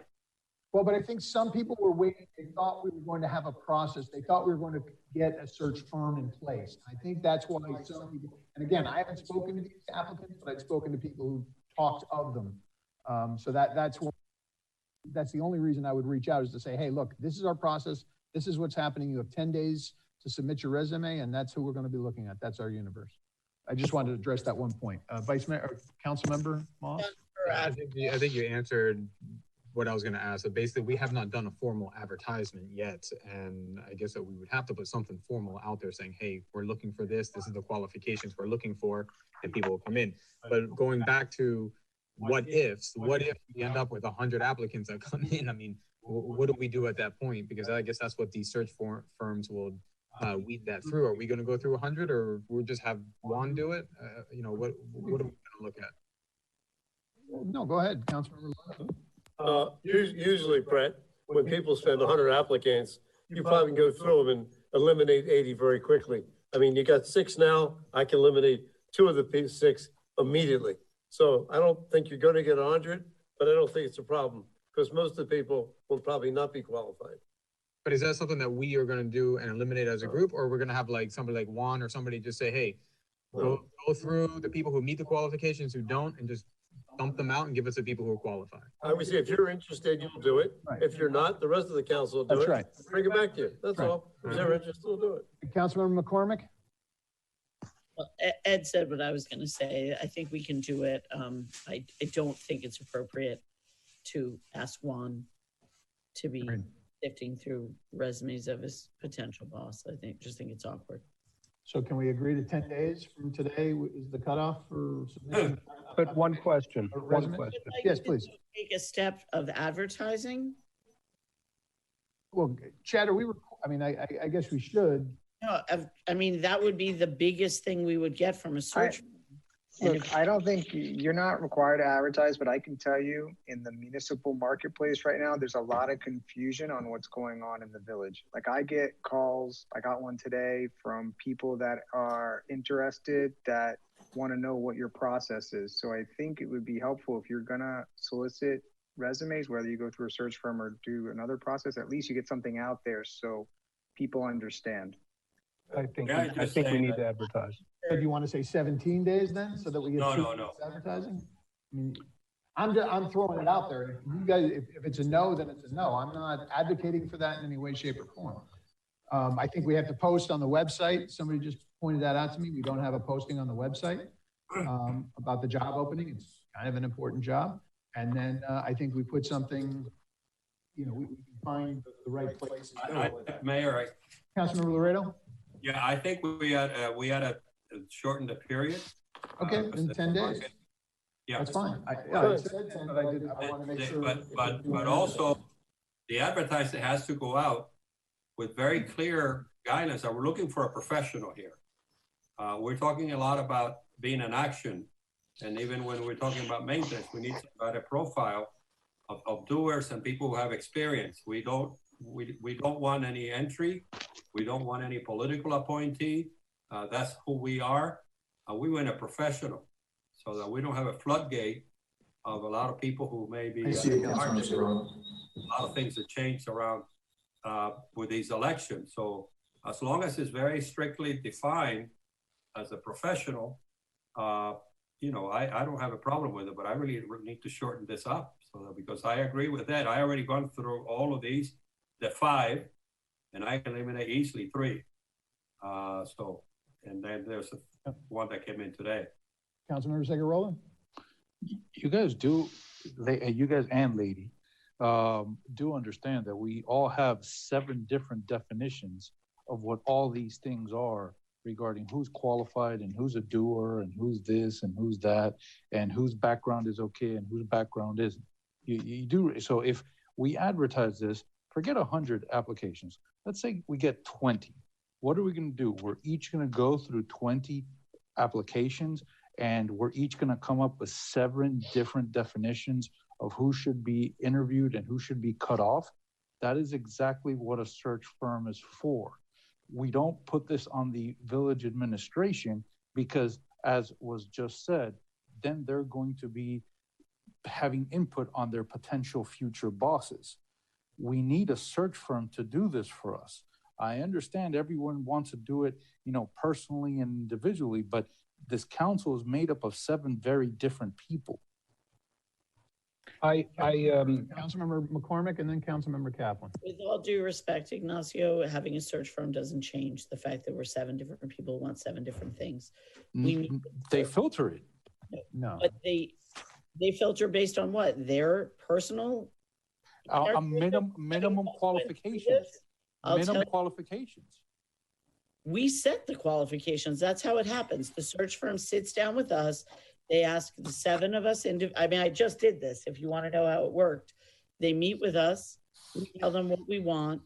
They try to Houdini it into one bag, but in the end, you get the bulk of the qualified people, and then we all go through it and do exactly what we would be doing right now. I wish that they had some kind of special criteria, but they don't. It's our criteria. So I don't think, it's definitely more work for us to do it ourselves because you don't have someone who says like, okay, today's the date that you need to have met with this many people and this is the process, and they're communicating with the candidates and sort of shepherding them through and shepherding us through.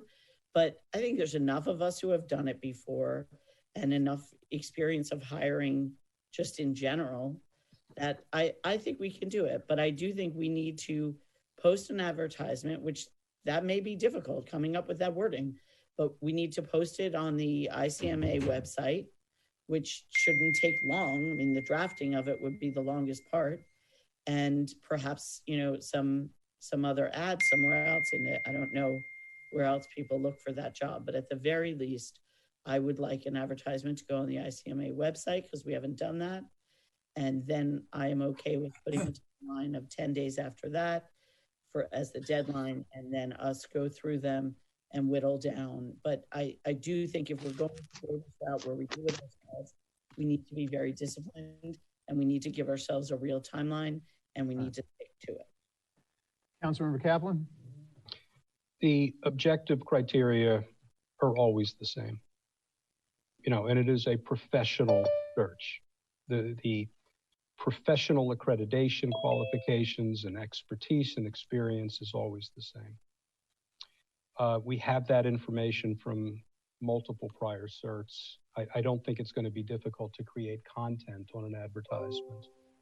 The subjective parts are always interesting. My anecdote is that we typically, and this is, 3 separate councils, maybe 12 separate people on 3 separate councils, tend to agree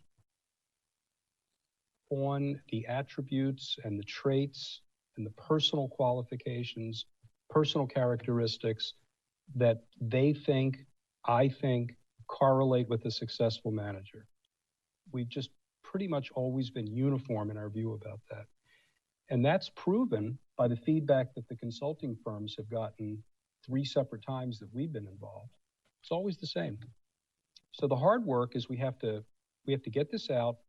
It has to read right.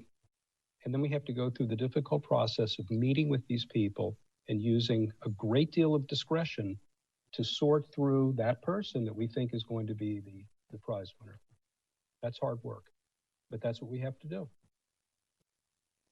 So, the essence of your comments, the essence of what I tried to say, I do not want to go down a slippery slope of, I have no concerns about the time element. This is the capital D, #1 responsibility in the charter that we have. There's nothing more important. Nothing more important, that in the budget. That you have a very defined criteria about professional, on the job, relevant to this job, experience, accreditations, and all that kind of stuff. Is that the essence of your comments, Mr. Kaplan? In terms of, you don't think we? I think the essence, the summary of what I'm trying to communicate is, I believe that we would all agree on the professional criteria that we would want to put out in an advertisement.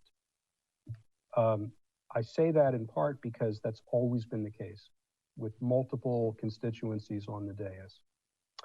I think also, and I've suggested this this evening and previously, there's a benefit to a search, a consultant-led search. My experience with the three that I've been involved with is that it has been not as useful as I'd hoped it would be. It didn't garner the kind of quality candidates and numbers that, made a material difference to what I think we would have found by looking through our own resources regionally and locally. Madam Manager, can we get that simple language of the advertising from the professional descriptions that are the industry standards? That sounds like an easy question, but I think, sir, it's not. I mean, I think if you were to ask, just if as an exercise for yourselves, pick 3 minimum qualifications and see if you can find consensus on just 3 minimum quals. And if you can, I will do my best to put something together for you. But I tell you, I love your answer, but you're the professional. We're volunteers. And my question is to you, this is your life. I'm sure you can answer your own question better than I can. I definitely have an opinion, but it's your choice. You have a minimal standard description language, which they're going to pull up anyway with this internet stuff. It's what we call boilerplate language, but that sets a very strong parameter of qualifications, generally speaking. They have to do with educational degrees. They have to do with experience on management, not on anything else. That has to exist. I'm prepared to work on it tomorrow with you and or whoever else wants to work with you on it. But we have to go out with the advertising with the right words. I think that is key. An awful lot of people key on what in political positions. Let me tell you, and a lot of people in political positions now in city and county governments that are going to be, or already as of yesterday, out of the jobs. Okay? Because of changes in administrations at all levels. And we don't want to get the flood of those people that then would burden us with a number that clearly can be not within the scope of a general outline of what a manager is. Councilmember, I'm sorry, Vice Mayor London, then Councilmember Moss. Real quickly, can't we just use the advertisement that was used and hired Andrea with? Why do we have to reinvent the wheel? If you're comfortable with that, that could be used. That was done by professionals. It was. Right.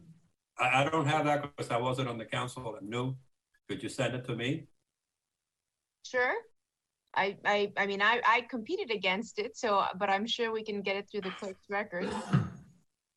I'm sorry, sometimes I don't understand you. What do you mean you competed against it? So that I had no participation in creating it or writing it, but yes, we can get it and we'll get it to you.